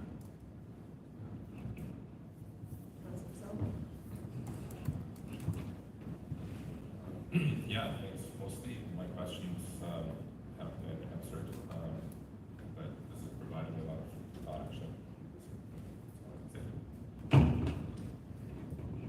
Do you have more? Yeah, so I have similar concerns about the covenant, about leaving all the sticky bits in covenants. I would much rather see them in a bylaw as well. There is that section under conditions of uses. Can't we just list all the things there in the bylaw, rather than have them as separate agreements? And then I'm also curious, the subdivision is also unnerving. So should the lot be subdivided into 3 pieces, why don't we put a 4-plex and some townhomes and an apartment building on each of those 3 lots? And why are those lots the same mixed use as the parent parcel? Because that way any subdivision wouldn't change the components of the development. And I think council is attached to all of the components in the development. And it's quite likely that the subdivision will happen and then one of those components will get built. That's the purpose of this subdividing, is to sell it off and have someone else build it for you, or build one section at a time. Anyway, we all know how it goes.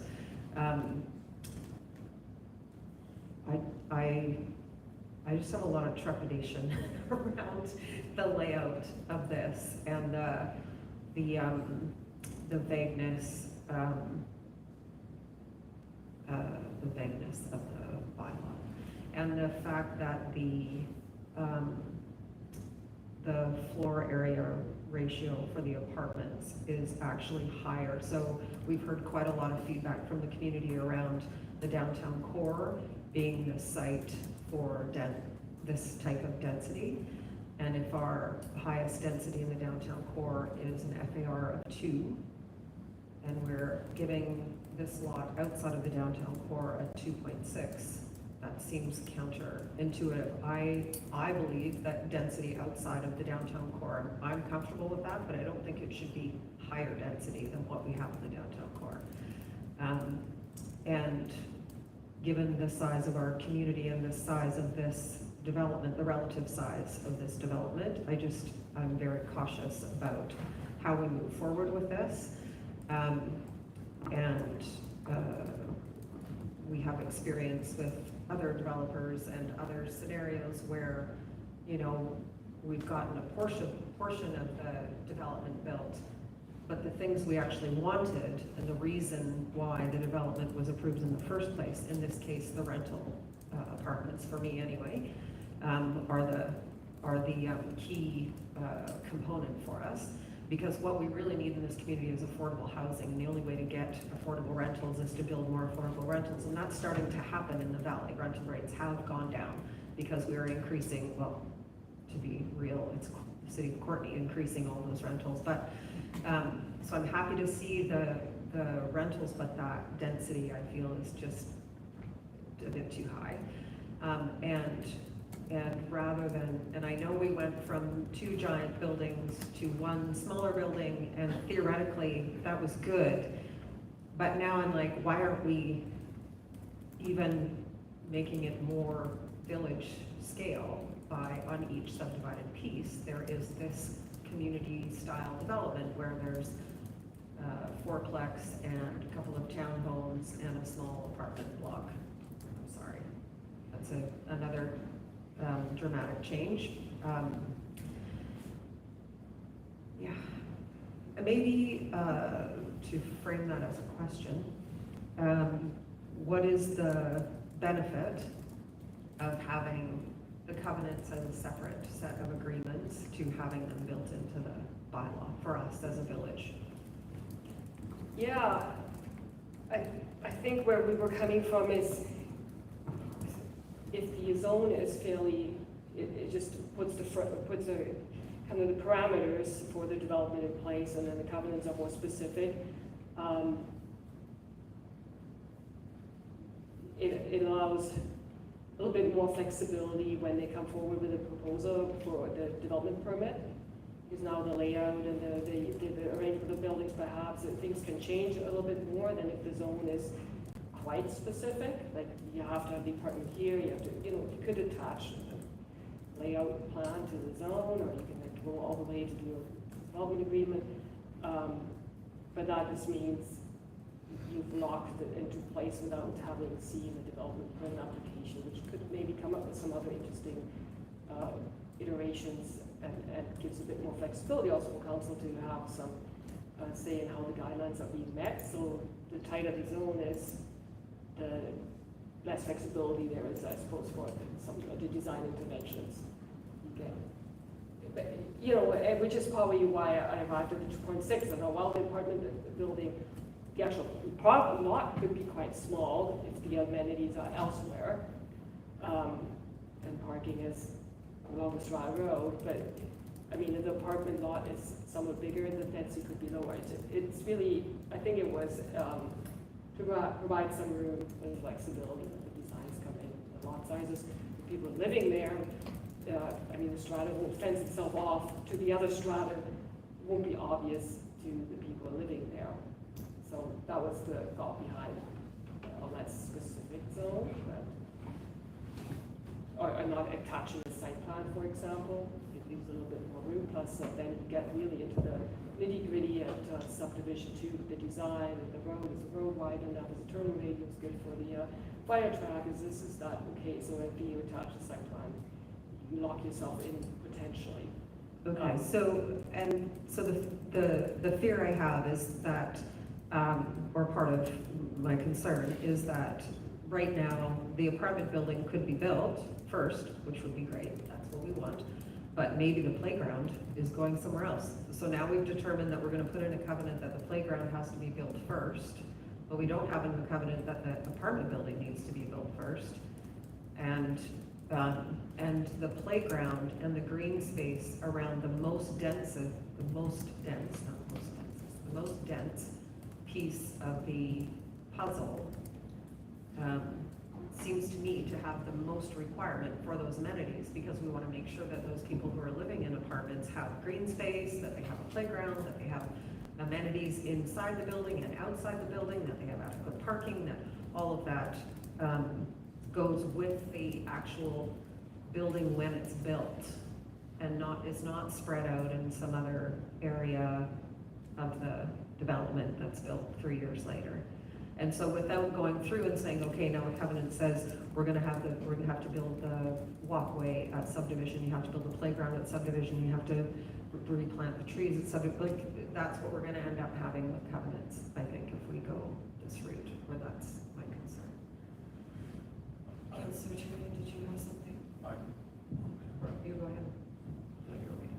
Yeah, I had a few more at the beginning there, but this is one of the things, and perhaps you can, I don't know, appreciate if you don't have this answer, is there's a reflection that it doesn't provide for below market housing, and I know that's not within a private developer's purvey.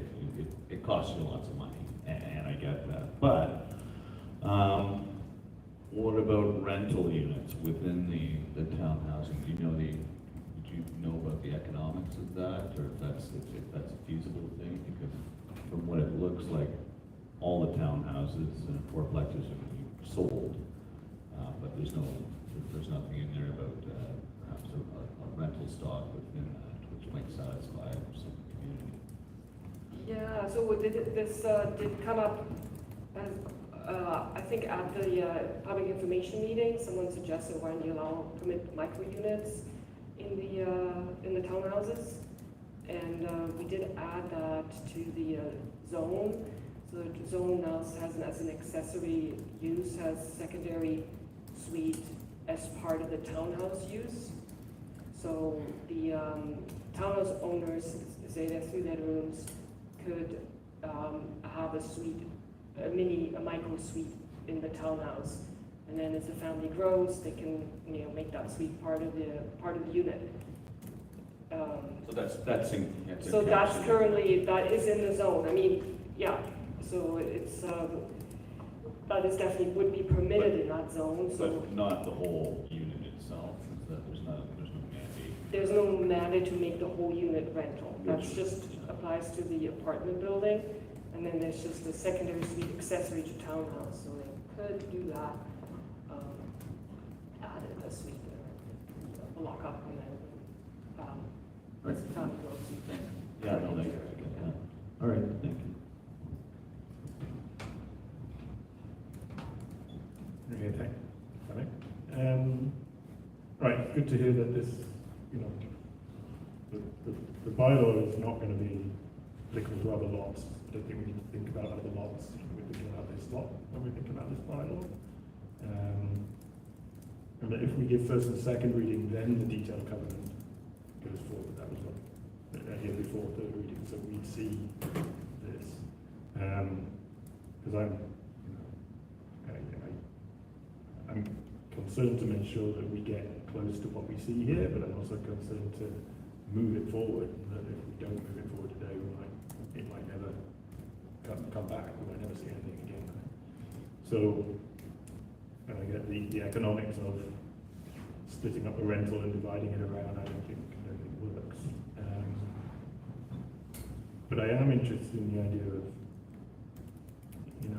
less in the covenant, more in the bylaw. Is that, after first and second reading, can the bylaw develop and change in that way? If there's exploration in way, so that by the time we see the third reading, that movement between what is better placed in covenant and what is better placed in bylaw can be done, or are we pretty much saying this is really the format? Yeah, it depends on what it is, right? Yeah, you could certainly amend the bylaw up to, before the day of adoption, amend the bylaw. But if there's a lot of amendments, it gets so complicated that it's probably better to bring it back again. So I'd say that the track we've been going on and spending a lot of time on is making the bylaw. There's all sorts of complexities when we start to put all of the details into the bylaw. Yes, there is like the CD zone approach that it does happen in some other areas, and a lot are moving away from that. So anything's possible. I think what would work well from my perspective is that we come back with if first and second reading is given, then we come back with the covenant and can answer some of the questions that you've asked today as well. Then you can see the covenant, and then based on that, there could be a decision if the bylaw needs to be amended again, if there's some things that are in the covenant that would be better to be in the bylaw.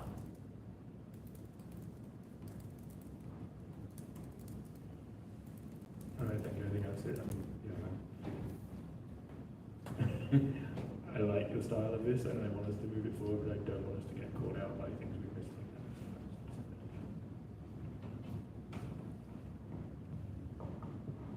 Anybody else?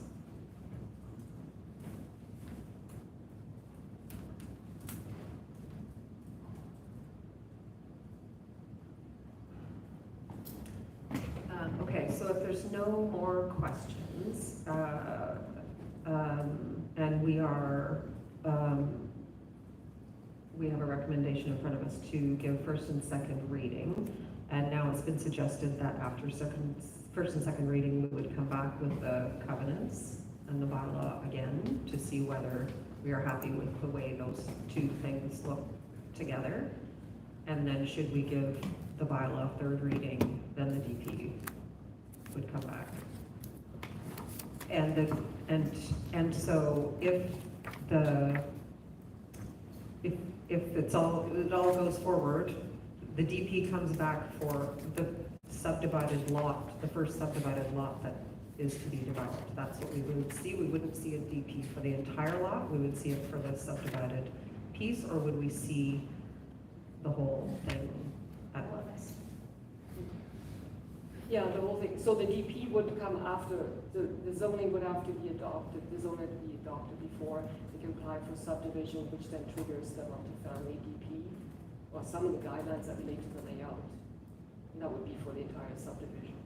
But the application wouldn't be required until the subdivision application is submitted, and then the DP would be submitted at the same time.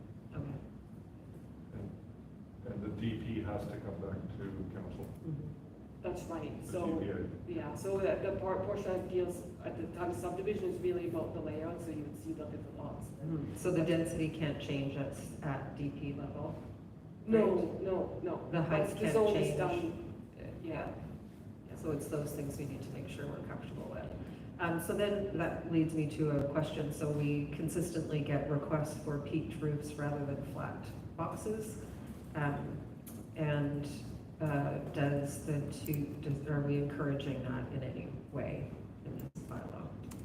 Yeah, so that was actually also one question came up, why the height kept changing in the different bylaws. It's a good question. So initially, we had a height that, the most recent height took into consideration a fairly high floor-to-ceiling height for the commercial unit, and then sort of an average height above, and then a new definition in the zoning bylaw, which we're working on, and I'm giving instructions to the urban systems team, that measures the maximum height of the building to the midpoint of the pitch of the roof. Right now, our zoning bylaw measures it to the top of the pitch, which biases against pitched roofs, because you're better off building a flat roof and having a floor, a complete floor as your top story. So Comox, other jurisdictions typically already have that. The height is measured to the midpoint. So I think the previous bylaw had 16 meters height maybe. And then this one is 15, and that's because we told the architect, what it would take if we have that definition for the next, the midpoint to the pitch. Okay, and that's the same as what it is downtown? Well, so Similar?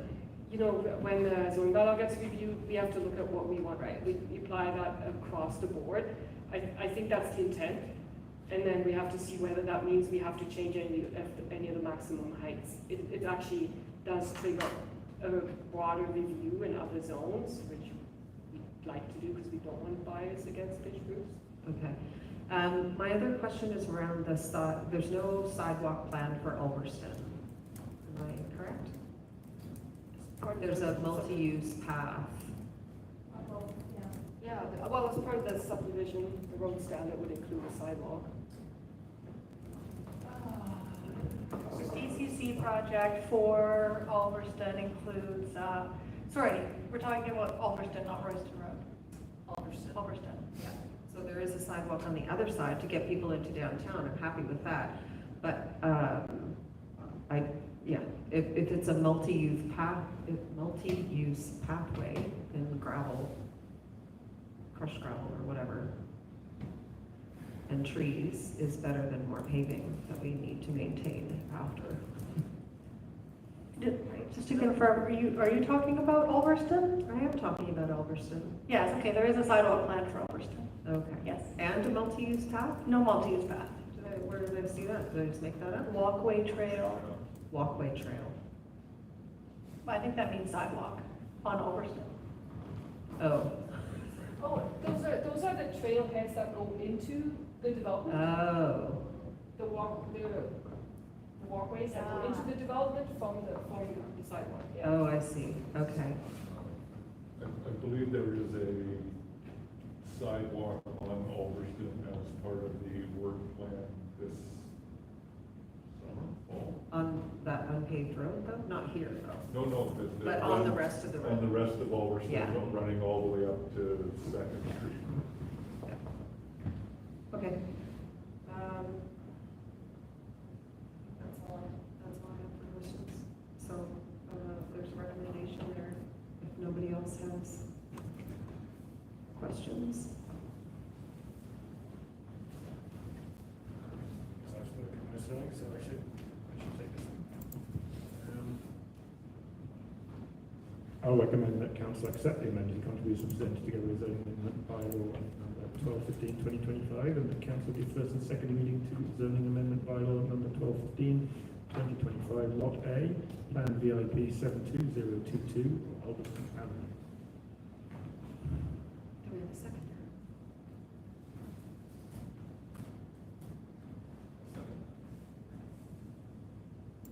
And any further discussion?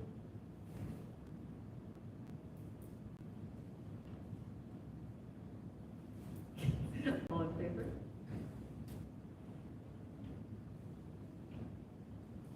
Opposed? Okay, thank you. Thanks, Courtney.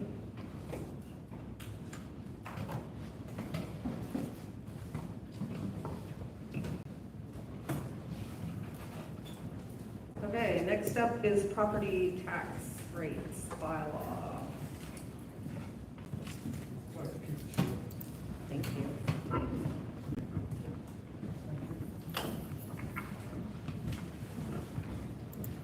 So good evening, Mayor and Council. I'm here to present the 2025 property tax rates bylaw. Andre, number could you use the 1231. microphone? Oh, sorry, Andre, you need to use the mic because we are live streaming. Hello. You'll have to keep it very. It's like I'm doing karaoke all over again. That's right. So I'm here to present the 2025 property tax rates bylaw number 1231/2025 for council's consideration of first, second, and third readings. The purpose of this bylaw is to establish 2025 property tax rates for the village of Cumberland and for other agencies for which we are required to collect taxes, such as the CVRD, Regional Hospital District, and Vancouver Island Library. Adoption of this bylaw must occur before May 15, 2025. As to context and background, Council adopted the 2025-2029 financial plan bylaw on January 13, 2025. The approved financial plan requires about 4.75 million in municipal property tax revenues for 2025, compared to 4.42 million in 2024, inclusive of 2024 growth taxes. This represents a 7.83% increase for existing tax rate payers compared to 2024. Assessment market changes. The tax rate each year is based on the revenue the village budgets to collect and the assessed values of all properties in the village at that time. Changes in the total assessed property values in the village will cause the tax rate to change. The Property tax rates in the bylaw are based on assessments from the revised roll received from BC Assessment in March 2025. Overall market value assessments for Cumberland increased by 1.43%. Changes vary by property class. Residential property class shows an average increase of 1.45%. Business and other class is up 1.3%.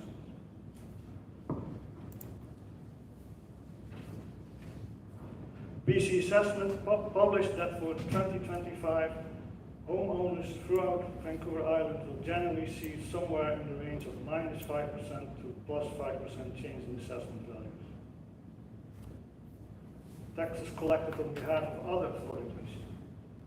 So we collect taxes for Vancouver Island Regional Library with a tax increase rate of 5.2% or the amount of $15,329. The CVRD with a tax rate increase of 10% or $116,200. The 2025 CVRD requisition includes significant increases compared to 2024 for the recreation complexes, i.e. 36,300, solid waste services for 19,700, emergency program for 11,200, emergency shelter and supportive housing land acquisition service 9,800, homelessness support 8,100, and the search and rescue services for 7,100. The regional hospital district with a tax rate increase of 1.3%. Growth taxes. New development is estimated to generate $104,370 in new property taxes. The new taxes related to residential growth are estimated at $54,920. An amendment to the approved financial plan will be brought forward at a later date to contribute the new taxes from residential growth to the Emergency and Public Safety Reserve to save towards policing, the Council Reserve and surplus policy. This reserve has a balance of $2.68 million at the end of 2024. Council made a one-time reduction of $150,000 annually beginning in 2025 to the Emergency and Public Safety Reserve during the financial planning process. Therefore, the contribution in 2025 to this reserve with the residential growth taxes of $54,920 will be a total of $464,290. Business and other growth taxes are estimated to be $49,570. New growth taxes for business and other class come mostly from constructed improvements from the new development of Baden Road. In addition, supplementary assessment adjustments from previous year changes have generated new tax revenues in 2025 over and above the growth taxes by an additional $18,930. Based on discussions during the financial planning meetings, new growth in taxes from property classes other than residential this year from the business, primarily from the business class, and the increased taxes from previous year, supplementary assessment adjustments will be contributed to the general financial stabilization reserve to stabilize taxes in future years. The proposed tax increase of 7.83% is spread equally across the property classes. The Class 6 commercial ratio remains unchanged from 2024. As to the impact on average properties, the table at the top of page 226 of your package shows the estimated financial impact for an average single-family property, a residential strata property, and average Class 6 business property. It includes property taxes, taxes for other authorities, and also approved utilities and frontage fees. Please note that the property assessments do not change equally across all properties, and market pressures and property improvements will result in different assessment changes for different property owners. Also, please note that Schedule A of the bylaw, on page 229 of your package, the tax rate for Class 7 for the regional hospital district, so that's column E, should say $0.7527 of tax per thousand assessed value instead of 0.7572. Finally, Council has an option to the recommendation to contribute new growth from property classes other than residential to the Financial Stabilization Reserve. And that option is that Council give first reading to the 2025 property tax rates bylaw number 1231/2025 and direct staff to bring forward an amendment to the 2025 property tax rates bylaw number 1231/2025 to repeal Schedule A and substitute a new Schedule A based on different tax ratios for specified tax classes as specified by Council, and to schedule a special Council meeting on May the 5th, 2025, before or after the strategic planning meeting to consider the readings of the revised bylaw. Final adoption of the bylaw will be at the May 12th regular Council meeting. Thank you. Recommendation. I think we've got the recommendation on our agenda, don't we? Perfect. So this concludes my presentation. I'm happy to answer any questions you may have. Thank you. Thanks. Okay, questions? I'm just curious why the strata unit increase is so much greater than the single family. No, I have the answer to that one.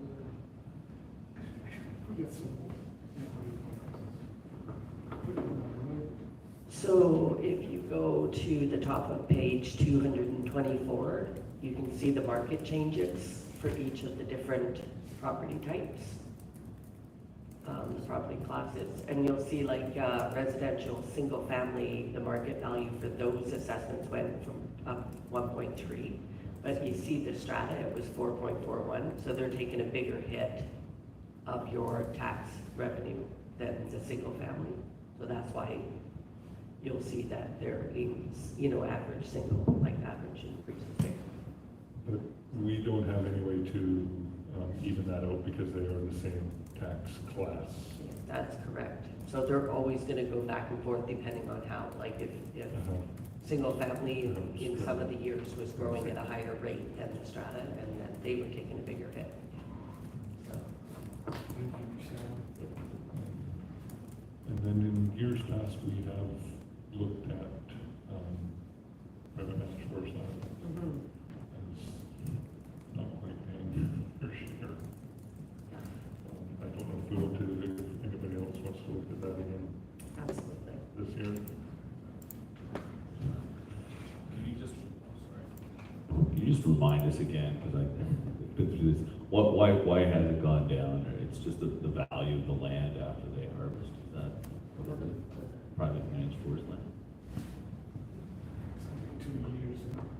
yeah, so in the year that they harvest, the assessment goes up. Then 2 years later, it goes back down again. I think that's reversed. Sorry, in the year, in the year that they harvest, it goes down, but 2 years before, it's gone up. So then you lose it again 2 years later, and it goes down. And because there's, the assessments in the village are not large, like there's not a lot of them in Cumberland compared to other municipalities, it really impacts it. Yeah. Because you don't have a lot going up, like different, they're all done by the same. Okay, thanks for jogging my memory. Yeah, is there a maximum? Like there is with utilities? It's through Thorns, they wanted to, right? Yeah. We've heard nothing from them in response. In the Maybe past. a couple, yeah, maybe. Yeah. Can I also ask, in the light of our, fiscal report around industry and the life cycle costing of industry, assume this report has kept the sort of distribution of tax the same between residential industry and commercial? Is that something we looked at adjusting? We tried to keep, I think, industry and business low because we're in this, relative to everything else, they are paying a lot. Or that's my interpretation. Maybe you should have answered that question. Yeah, you guys are lower than, your ratios for those two classes are lower than other municipalities. Not as low as they used to be comparison. Yeah. Because other municipalities have been paying attention and trying to, and then you guys have been allowing the natural program. You haven't been playing with them anymore, like you were. Like at one point you were like, keep them at least at 2. Because the growth in your residential was really changing that ratio compared to other municipalities. You were like, at least bring them to 2. Then you did say at one point, I think it might have been 3, and somehow the light industrial natural has gone to 2.74. And the class 6 is 3.01. So that's how it's naturally done, just based on how assessments have grown, new assessments in those classes. Mm-hmm. Other municipalities have been reducing them a little bit, but they're still higher than that. And the business/other class includes all commercial, like that's our downtown core, that's anything on the Royston or Cumberland Strip that's not light industry. That's right, and anything on Bevan. That's And not anything light. on There's, Bevan. there's ones in those new subdivisions that are actually class 6 instead of light. So, I mean, to that, hearing that, our light industry is behind, others, and partly just the assessment shifts that we've got from the industrial land, and the success, and I don't want to, just take any advantage or just put it up because it seems like it's successful. I know every dollar counts for a business. It's important, but we've also got information that those life cycle costs may not be covered. So I just feel it's our responsibility to our community to really sort of make sure that that tax base is keeping pace. And just to follow up, if council does want to play with those ratios, we would need a special council meeting, but you are already meeting on May 5th. So we could do it then. What you could do is direct us to come back with Schedule A with certain ratios, a Schedule A with certain, like if you want to see what, and the corresponding impact to the average taxes, because you want to know that. With that, and then you guys would give, third reading at that meeting to with one of those Schedule A's, and I think that would be the best bet. Okay. That way, because you don't quite know what impact, we can't do that in part on the fly. So, yeah. Okay, so, I think, utilities is maxed, we can't go any higher on that, right? That's right, that's legislative. So that one's out. Light industry is right now lower than, business, other, which seems, inversely, wrong. It seems wrong. Just on that, I think, one of the things we do have to consider is the impact of tariffs and things like that on light industry, which are probably the materials and that coming in. On both business and. Yeah, on both business and that, it's gonna bite them no matter what, so that's one thing to be mindful of, I think, before we start messing with your numbers too much. Just one of these. Yeah, so I don't think, we've not raised the business or light industrial class for several years, I don't think. Yeah, for a number of years, you've just allowed the natural ratio to take place, and that is impacted by how it grows in relation to residential. Yeah, so I would say I would suggest that we could increase class 7, and increase class 5, at least to match class 6. But I would say light industry has a bigger impact on infrastructure than commercial business, so there's some justification there. But in terms of like how much, I don't know how we come to those. Do you want us to just give you like in relation to others and you can go and play with it, sorry? Yeah, I mean, I would just say, like, you know, you said you probably want light industry and class 6 to be equal. So if you want class 6 to stay at 3.01, that's easy enough. We just bring you back something that shows 3.01 light industry. Or if you want to reduce class 6 and increase, like, you know, you'd have to. And I would say that, yeah, you could do either one of those and have some scenarios come back. And the class 7, I don't think it's going to be a huge, big difference. So you should just say, like, bring it to 20 or 21. 25. Look, it's a difference of $1,000 probably per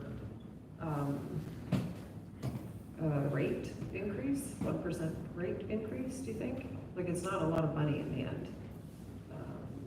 I haven't analyzed that. No, and I can't remember.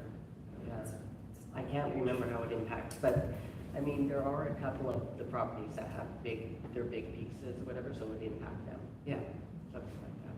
yeah. There's difficulty of not trying to do all this on the fly, yet give clear direction. But I think certainly for me it is can we sensibly increase the light industry and manage groceries what it is and allow the residential increase not to be quite as high. Mhm. And a scenario that gets close to that. And your class 7, you could say modest 21 and a big 25. Yeah. With the same. Yeah, and see how that increase, plays and then out. we bring it back to you and we tell you the impact.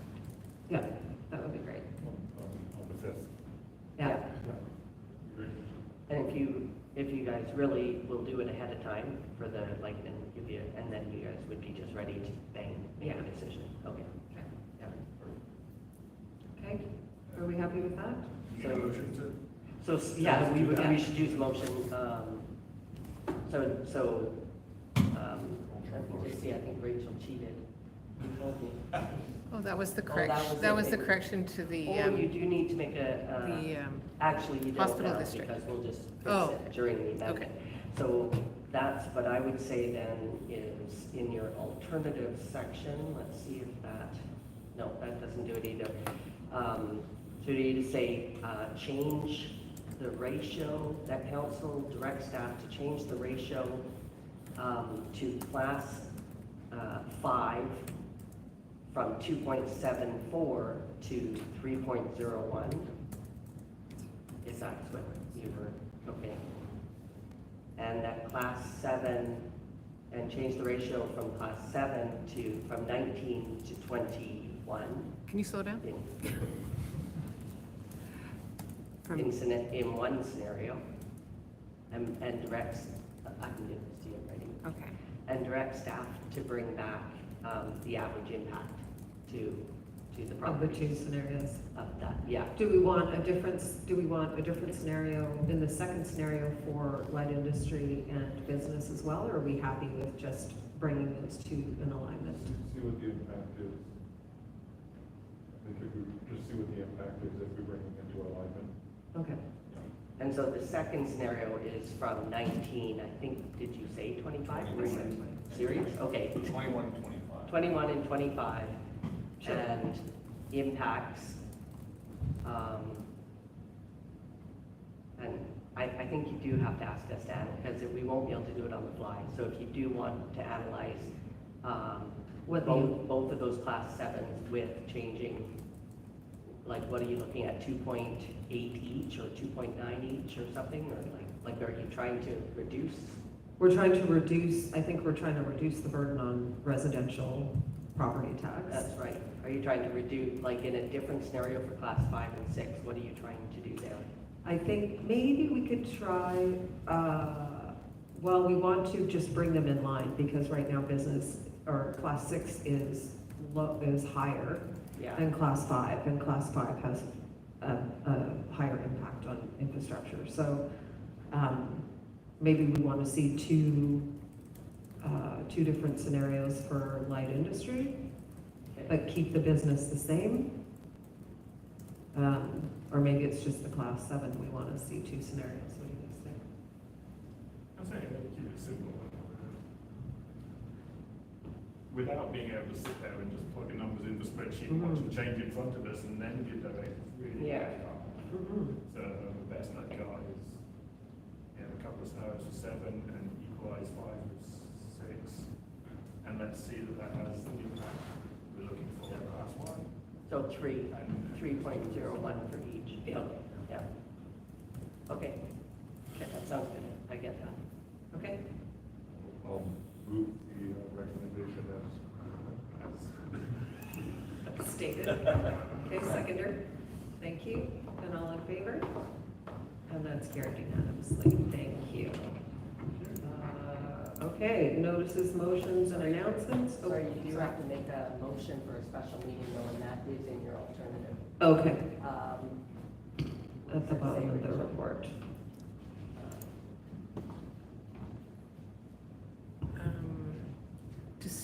So, can I just move that we Schedule. schedule a special council meeting on May 5, 2025 to consider that?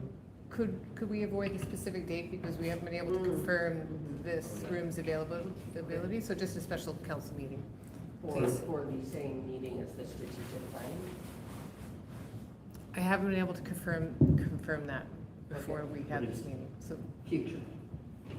So I just move we schedule a special Prior to council meeting to consider different tax ratios Yeah, prior to May 15th, it has to be. prior to May 15th.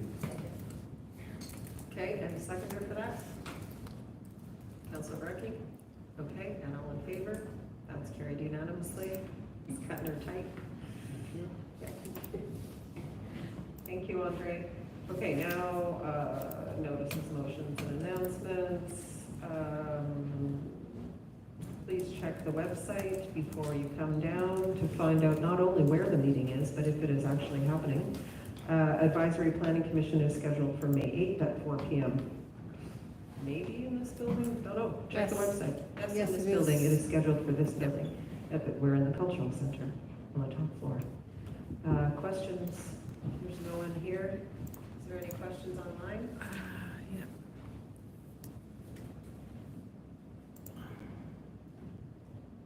Lots of people watching us do this hard work. No questions. Everyone's busy voting. But there's breaking news on the results. Yes, they're watching the news. Okay, so, can somebody please move the closed portion? I'll move that council close the meeting to the public pursuant to section 90 of the community charter to consider personal information about an identifiable individual who holds or is being considered for a position as an officer, employee, or agent of the municipality, or another position appointed by the municipality. Labor relations or other employee relations, and the receipt of advice is subject to solicitor-client privilege, including communications necessary for that.